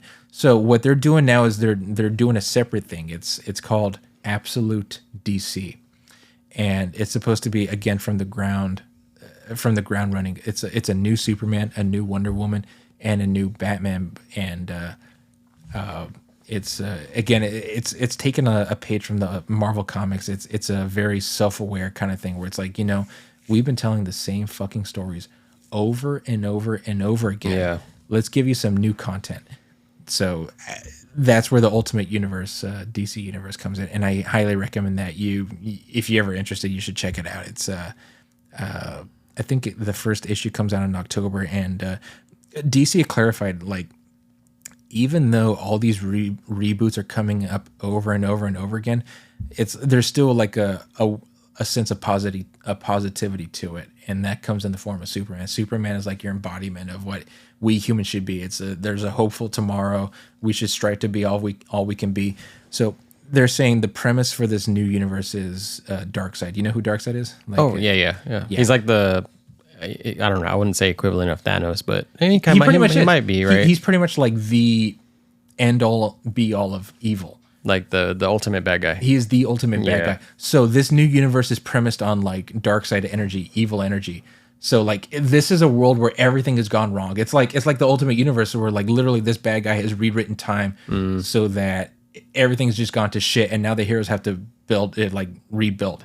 It's kind of the same concept here, where the universe is just teeming with dark energy. Now you have a dark Superman, a dark Batman, and Wonder Woman who have to make things right. That's cool. That's great. That's original. I like that. Yeah. So I was okay? So there was a thought I had that I was going to bring up for the. I'll go into that in a minute. But like talking to the bad guys, right? Mm-hmm. So you got obviously Darkseid's a beast, right? I've always been a fucking ultimate badass, especially in which one was it? Apocalypse, where Andre Braugher, is that how you pronounce his last name? Okay, from Brooklyn Nine-Nine. Mm-hmm. Have you ever seen Brooklyn Nine-Nine? I've seen episodes of. Remember Captain Holt? Yeah. He plays Darkseid. Dude, yeah, that's right. Oh, his voice was so great for that. That's right. Oh my god, that's right. Yeah, he did. I watched it again and I was like, oh my god, that was his voice. I was like, that's so badass. Because when he passed away, I was just a side note. When he passed away, I was very sad about it, and I looked at what he did in his career, and I saw that he was Darkseid. I was like, shut up. I was like, when I went and rewatched it, I was like, oh, this is so great. I didn't realize it at the time. I had saw it a long time ago. But anyways, so Darkseid, I've seen a lot where, what's his name? Fuck. He's a Superman enemy, the computer. Brainiac. No. I thought Brainiac was a big. Brainiac is huge. He's been getting a lot of love recently. I thought he was starting to get a lot more weight into being like one of the ultimate villains because he can take care. He could take advantage of a lot of things, right? Yeah. And then also, then you also got I wouldn't say he's strong, but he can actually affect a lot of things. Was the Reverse Flash? Oh yeah. Yeah. So it's kind of cool when you think about it. With Marvel, there's quite a bit of heavy bad guys. Obviously, Thanos is one of the bad guys, and then you have what's his name? The one from Loki, the one that they mentioned. Kang. Yeah, God damn, that one slipped me so fast. God, I love. Yeah. And obviously, you have a lot more that are more in their respective universes, like with Spider-Man and stuff like that. But at least like the ultimate bad guy, like at the top of the Marvel chain, Right. I feel like DC has more memorable ones. DC definitely. Marvel is very good at making unmemorable ones memorable because they have the MCU. Mm-hmm. But yeah, I think you're absolutely right there, Mike. DC has like the more memorable ones, and they have like massive implications on their world. So Reverse Flash, if he wants to fuck time, he just goes back in time and fucks something up, And then Darkseid is literally the embodiment of evil. And what's cool about this absolute universe thing is that they're going to make a whole universe premised around him, where he kind of like, he actually has a thumb on the scale, like evil's winning. That's what makes things cool. Why don't they? Okay, yeah, that's interesting. I've been watching Crisis on Infinite Earths. The new movies, the animated movies. Yeah. Oh, I need to watch those. So it's part 1 and there's part 2. There's going to be a part 3. Oh, okay, and part 3. I think they just came out with a part 3. Did they? Yeah, I think so. That one was interesting. I saw part 1, and I don't know too much about like the storyline. I know it had to do with the Flash, of course, the whole typical Flash going back in time and doing all this stuff.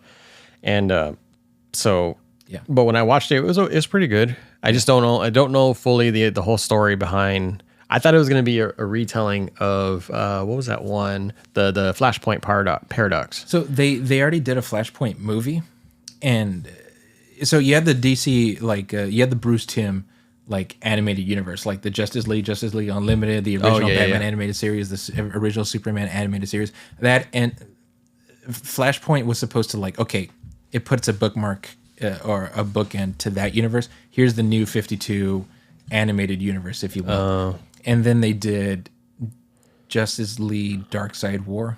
Justice League Dark, the Dark Side War, whatever, Apocalypse War, and then Flash goes back and resets history, and now they're going to reset history again with Infinite Crisis. You know, it gets pretty. It's like, okay, how many fucking reboots can you do? Yeah, It's getting kind of boring. Didn't they do it with Constantine too, where like Constantine, Swamp Thing, and Batman were all in like there was one other character, but they were all a team. Yeah. Justice League Dark. Yeah. And with them, they reset the timeline again. Because like Darkseid wins, you know, so they reset it again. And now the whole point of this one is where Flash. They reset it again. Flash is the saving grace of everything. God damn. Yeah, no. So it's kind of like, okay, it's getting tiring. So let's do something new. That's my number one criticism of DC. I like DC. DC got dark before Marvel did, but it's also like, how many fucking reboots can you do? Yeah. So you mentioned earlier where doing the same thing for the same characters, storytelling all at the same time, right? And then they're changing it up by doing a different thing. Yeah, or at least a little slightly different thing. Yeah. Are they still creating new characters? It's kind of weird, like for DC specifically. Yeah, because I'm wondering, like, wouldn't that be like a saving grace? 'Cause I mean, obviously they're always gonna love the characters. They're gonna be around forever. But why not just create new characters? Like, people don't want new, you know. Who cares what they want? And I want them. Yeah, no, I want a new character. So. Squirrel, was it the squirrel girl? Squirrel girl, dude. Apparently, she's fucking strong. I mean, come on. She's pretty. Yeah, she's pretty. Yeah, no. So she wasn't new, but she's literally her power is just to like what survive. Does she do? That's it. Survive. You know, she controls like squirrels. Like she can talk to squirrels, but also she literally survives any like apocalypse. She like a just survives. Yeah, pretty much. She has plot armor. So like when Thanos originally snapped his finger and like eliminated half of all life in the universe, I don't know, like she was supposed to be snapped, but like her power is plot armor. So like it's just like, oh, I guess I survived. So literally, what the superheroes would do, they would put her on babysitting duty. So if like Jessica Jones and Luke Cage, they have a kid, they give the baby to her. Like, we know you're gonna survive, so please take our kids, so like your aura can be around them. So she's more of a comical character. Kind of, sort of. I mean, obviously with a person that's like named after squirrels. Yeah, right? Bro, do you know that she was supposed to be in the MCU? And she was supposed to be played by, was it Veronica Vaintrub, whatever, the chick who does the AT&T commercials? Oh, her? Yeah. Oh, I did. I remember that, yeah. My God. What could have been. No, but yeah, to answer your question, DC has put out a couple new characters, and they were met with lukewarm reception. Marvel has actually done a better job of with legacy moving forward with new characters like X-23, and now she's in the MCU. Oh yeah, kind of minor spoilers. Ironheart, you know, for Iron Man. Is that his daughter? Ironheart? No. Riri Williams is absolutely not. Oh, okay. I don't know who Ironheart is. Yeah, no. Spider-Gwen, and then you got Miles Morales, Spider-Man. So Marvel has always been good about it, but it's always met with like 2-3 years of like absolute hate and vitriol. So it's kind of like, it's like, what do the people want? Okay, you want new? Here's new. No. Bring back our old characters. Okay, we'll bring them back from the dead. We'll resurrect them. So that's the thing. That's the whole point of like this little segment that I've kind of hijacked. It's if you want to get into comics like I am, but you're also like me, like you're tired of like the same old, okay, let's resurrect this character for the 10th time. Yeah. Let's reboot the universe. Let's do the same story over and over again. Give the Ultimate Comics a try. It's very self-aware and like we're trying something new. And like literally, here's the thing. In the main comics universe, Spider-Man is not allowed to be married to Mary Jane. That is a Marvel editorial mandate. He cannot be happy. He cannot have a family. In the Ultimate Comics, he starts off married and happy with Mary Jane and 2 kids. That's new. That's world breaking. All right, yeah. Yeah. In Absolute Comics, they still need to give me a bit more information, but basically it's like evil has its thumb on the scales. So now how are the heroes going to get out of it? So yeah, if you ever want to get into it. Okay. You know what the formula would be? At least from my perspective, I think a formula should be you have the original characters for some time, and then you let them die. And then create a new arc. Yeah. Let them die. Revive the old ones. That way it makes people happy.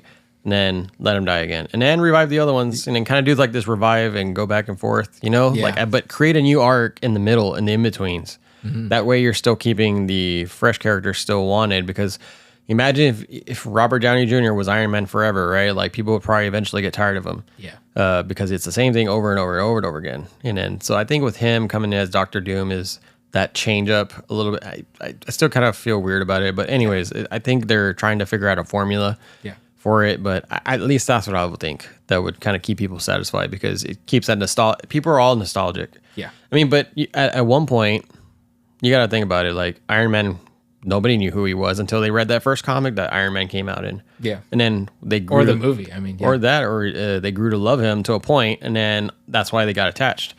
It's like having a pet. Like, once you name it, that you're attached. Damn it. Yep. That's basically what people are doing. But yeah, that's just my thoughts on it. Absolutely. No, but that's pretty much it. I just wanted people, like, I'll definitely eventually talk about it, but I really wanted to put it out there, because I know, like, you collect Spawn, and Spawn, as much as I like Image and like these indie comic publishers for being original, they're also starting to get in the whole mediocrity thing. So I know there's a soft spot for you somewhere for comics. So it's like, if you're ever interested, Ultimate Comics and Absolute Comics, and especially for you, the listeners. Yeah, I actually have a comic over there, the Ultimate Spider-Man, the Venom series. It's awesome. It's like a volume collected of all the Venom, that particular whenever Venom first came out. Yeah, and that kind of takes me back to the PS2 game and the GameCube game, the Ultimate Spider-Man. Yeah. Because Venom was so big in that one. He was fucking monstrous. Yeah. And that was the thing, like, in those comics, Venom was always a symbiote, like an alien. But in the Ultimate Comics, he was like the Peter Parker's father's cure for cancer.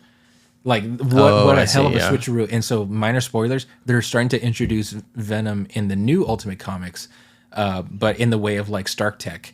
And it builds, like, it goes on to like Peter Parker, and it's like the AI in the system in his suit, right? And Peter Parker programmed it to kind of take on the personality of his father. And now it's like the thought process will kind of mirror Peter Parker's, but now it's starting to get its own thought process. So literally it's the kid's birthday, and he's walking out the door, Peter Parker without the suit, but the suit's telling him, hey, tell the kids happy birthday for me. It's like, that's kind of creepy. Yeah, that's crazy. Yeah, so it's like, there's originality. It's not an alien suit, but it's still a suit that thinks for itself, and it's acting creepy. That's kind of cool. So now that you mentioned, when you mentioned Spider-Man, right? Yeah. I have a question for you. Are you familiar with Kraven the Hunter? I'm sure you are. Absolutely. Okay.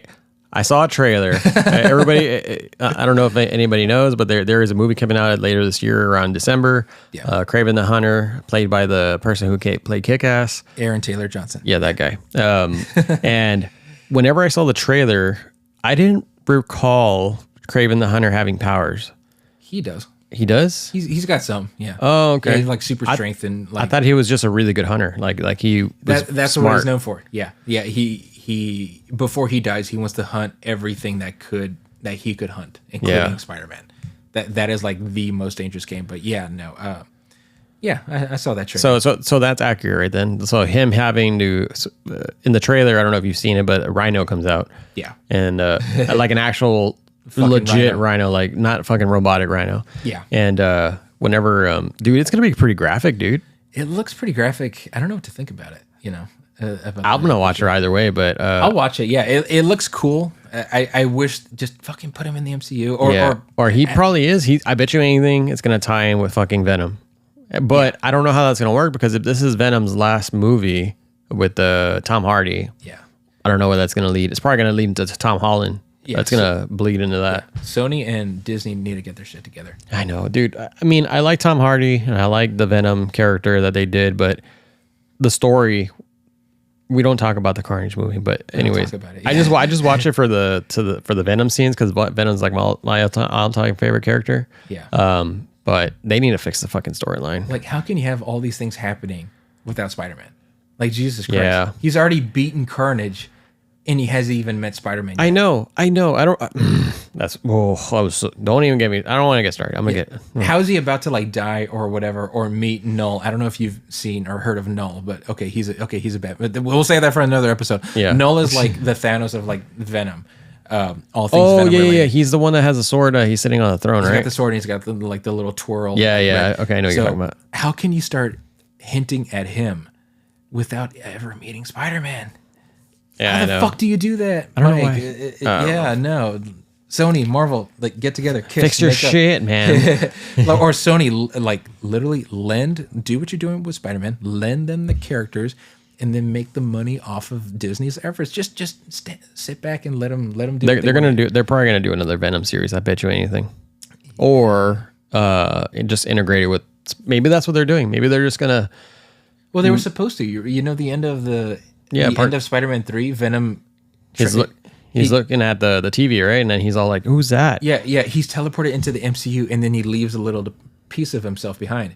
But Yes. then in the trailer for this third movie, they show that no, not really. No. He's not really in the MCU. They're probably gonna do it at the very end. Honestly, Oh man. they're gonna make us wait, and then I bet you at the very end they're gonna show like Tom Holland, and then he's gonna be kind of like a backdrop where he's doing something in the background, and you see the little symbiote moving around getting closer to Peter Parker. Stupid. Just slowly, it's like the immortal snail. It's just getting closer and closer Yeah. until Secret Wars, where finally it connects. I know, right, dude? Yeah, and then he meets Robert Downey Jr.'s Doom. Like, oh, Mr. Stark. No kid.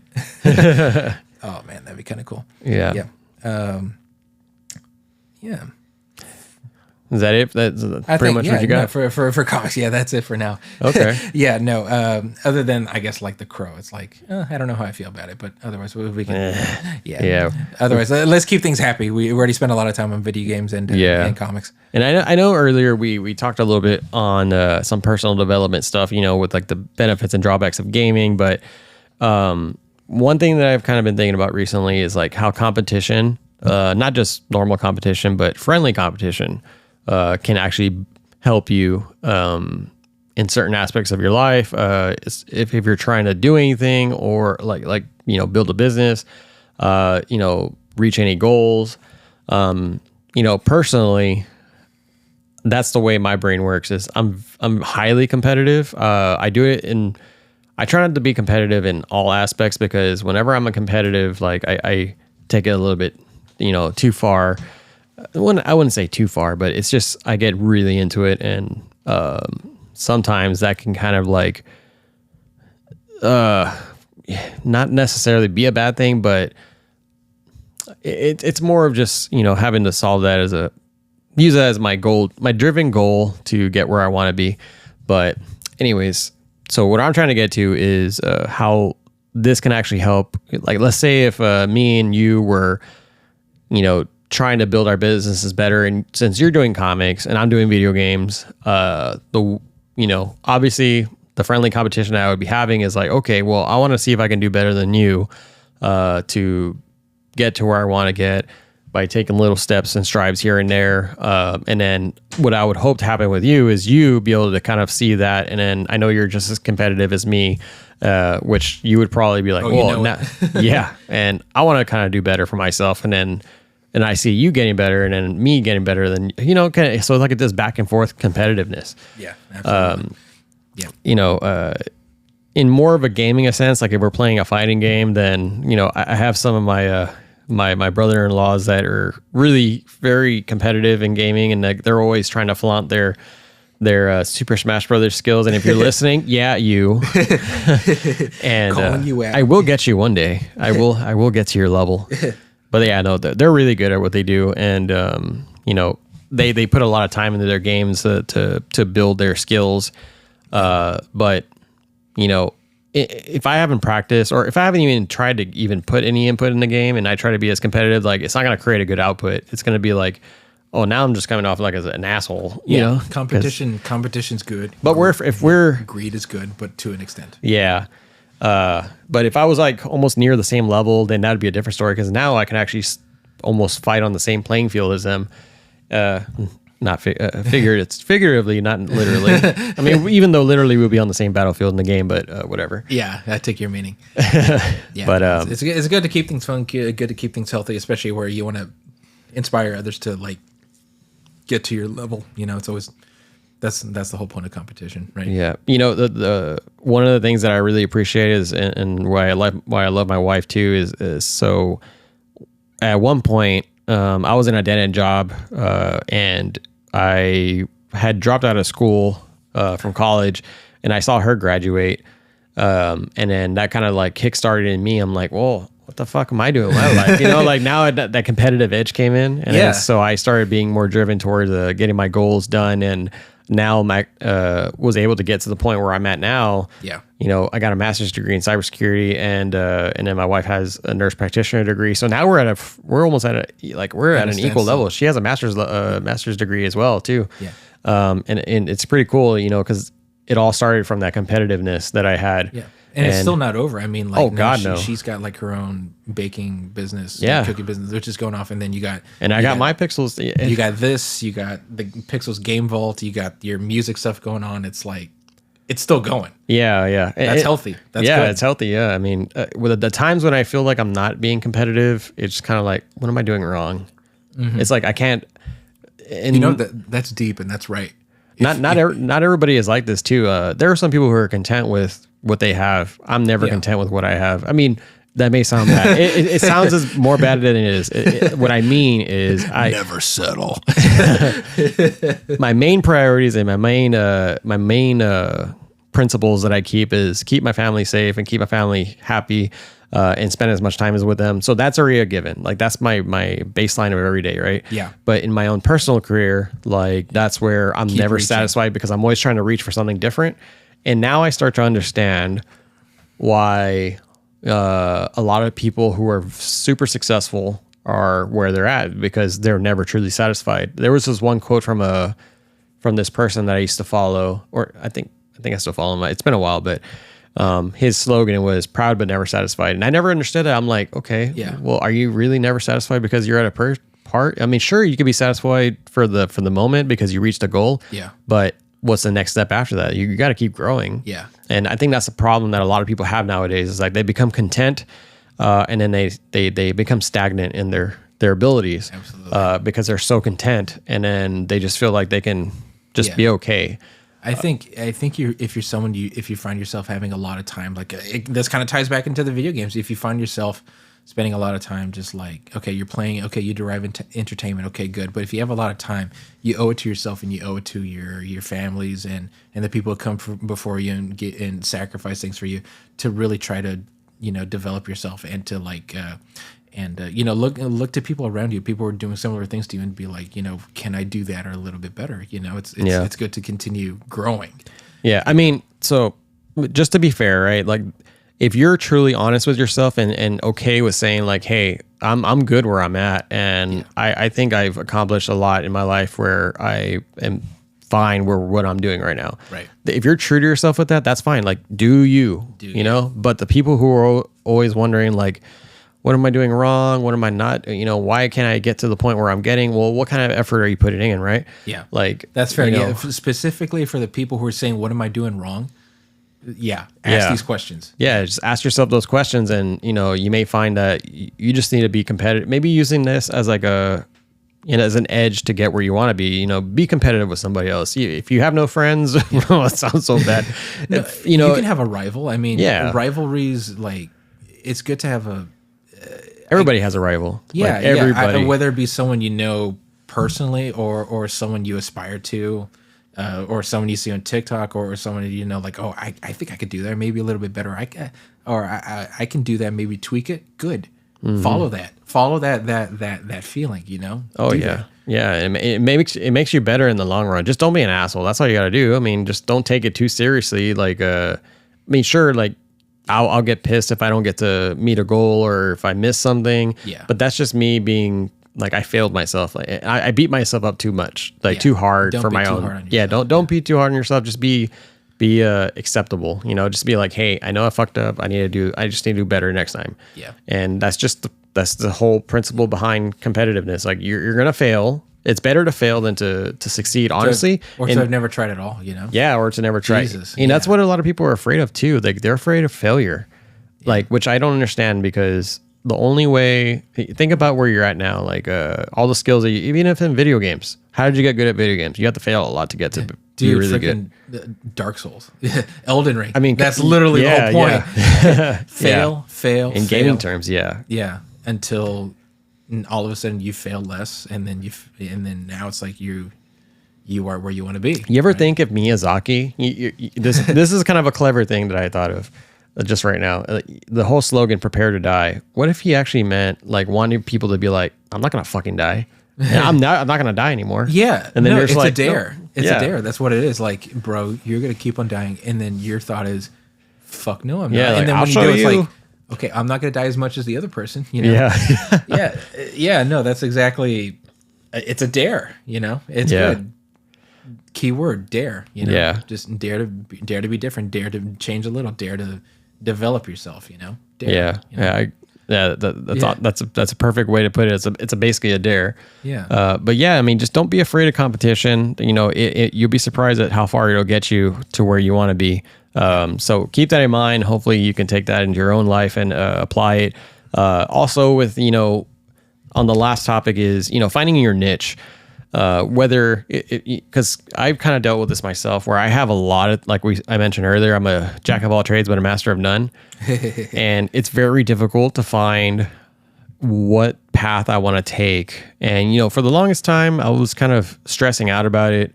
I mean, I still stress out a little bit right to this day, just because I get in modes. Like the way I like to think of it, like they're 3-month time frames. Yeah. So like for 3 months I'll be stuck on one thing, for another 3 months I'll be stuck on another, and so it becomes to where, well, what the fuck do I want to do? I mean I know I'm grateful to have the career that I have as a backbone, right. But like if I want to choose like something that I truly want to do, like either gaming, music, or there was one more thing, like my true career, or my backbone career, like cybersecurity, right? So what path is the best one to take? And it's honestly, the question is, what makes you the most happy?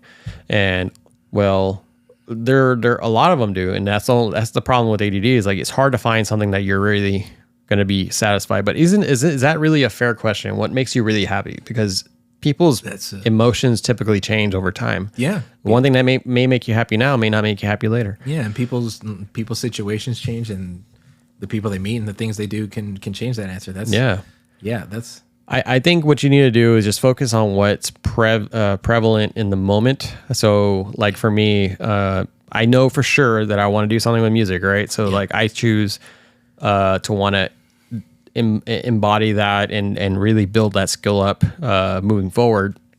And then if I wanted to apply it to the gaming, which is something that I love, then it all kind of coincides with each other.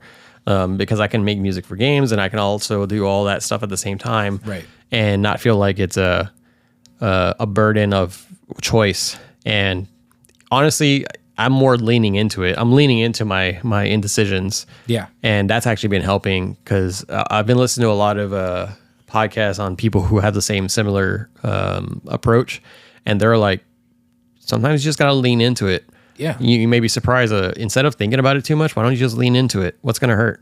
I mean, the thing that's going to come out of it is that you're going to do it, and you're going to find out if you like it or not. And if you don't, then okay, then you learned your lessons, and then you can do something different. Absolutely. And I was like, that is a very simple and very kind of plain to see from the outside in. Yeah. And why did I not fucking think about that either? Like, I'm just too busy fucking thinking about everything. Too much thinking.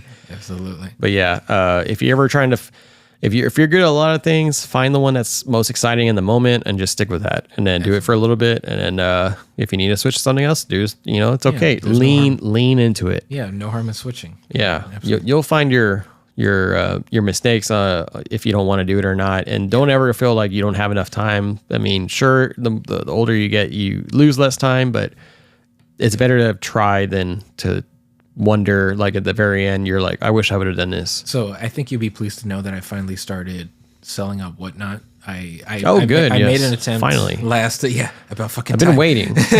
So I believe it was last Sunday. Last Sunday I went on for about an hour, and I basically got out a cute little my Star Wars little rug, and on the rug I put a bunch of graphic novels for sale. I had the camera facing the graphic novels. I had some Nier Automata OST in the background. I'm like, hey, hi, welcome. You have any questions, whatever. And the engagement was very minimal. And I literally it was like a pop-up for like an hour. I didn't get any sales, but in the end, I'm thankful that I started. I'm glad that I got started somewhere, and immediately I see a lot of room for improvement. So definitely going to be making changes. And I remember looking back in the middle of it, I felt kind of embarrassed, like, why am I not getting engagement? Why aren't I selling? But in the end, it's like, you know what? I had to fail. You know, let's fuck up, and then let's Yeah. move on. And who knows? Like, we'll keep doing it. Let's keep doing it. We'll keep implementing changes, and who knows? Like, maybe there's a different avenue. You know, maybe there's a different approach, or maybe even Whatnot's just not. You know, who knows? Maybe the feature's not Whatnot, but I'm having fun. My point being is, I'm having fun, and you have to try. Yeah, you know, like I had a recent stream today, and I won't take too long on this one, but as long as I've been streaming, and today was like I only made like 4 sales. I usually typically make like 10 plus sales. Yeah, and I was like, what's going on? Like, did I do something wrong? But honest, you can't control people. Like, you just gotta the right people will come in at the right time. You know, and all that. I could probably do the part I know I can do better on is advertisement and promoting. I do things I don't. That's in your control. I don't do schedules. I should be doing schedules and then promoting on my social medias, but I don't. So that's my fault. That would probably better a lot of things. But otherwise, yeah. But yeah. So and then there are times whenever you just get the right people in, and then you'll start selling a lot of your shit. So it's just like a normal store. If you have a store, then the people will come in and browse around, and they want to buy, they'll buy. You just got to do your best at promoting and knowing the basic principles that you can control are controlled. Yeah. And aside from that, you can't, it's out of your hands. Yeah, no, it's like learn from your mistakes and control what you can control. But otherwise it's just a matter of everyone else. It's things beyond your control, you know? Yeah. Well, that was our therapy session. Man, we were deep in this episode. Yeah, this is actually our longest one so far. Holy shit. But hopefully, like we say in all their episodes, we hope hopefully you got a lot of value from this episode. And, you know, if you want to check us out on our social media pages, you can catch me at Pixels Game Vault on Facebook at @PixelCC, and as well as Instagram @PixelCC. And what's yours? Yeah, and then I got the Morningstar, the Esquire gaming channel on YouTube. Be sure to check me out there. I will be releasing part 2, the final part of my Shattered Memories playthrough. The first playthrough I did it with the camera and audio, but this one is just going to be just a silent playthrough, just until I understand what kind of feel I'm going for with regards to the YouTube, but definitely give it a shot. And also, we uploaded our most recent playthrough of Lethal Company. Oh yeah, we didn't get too far, but it was a lot of fun. Oh man, dude, yeah, that was pretty funny. Yeah, so you'll be seeing a lot more uploads and a lot more consistent uploads on there. And then also we got a Facebook page. Yes. Oh yes, we have our Facebook page. Yeah, no, definitely give us a check. Check us out on there. Like the page, follow us, and it's at what was the tag? It was at Digital Quests, I think, right? No, it was. I think I just did it for the Facebook. It was at. Hold on, guys. Let me check it real quick.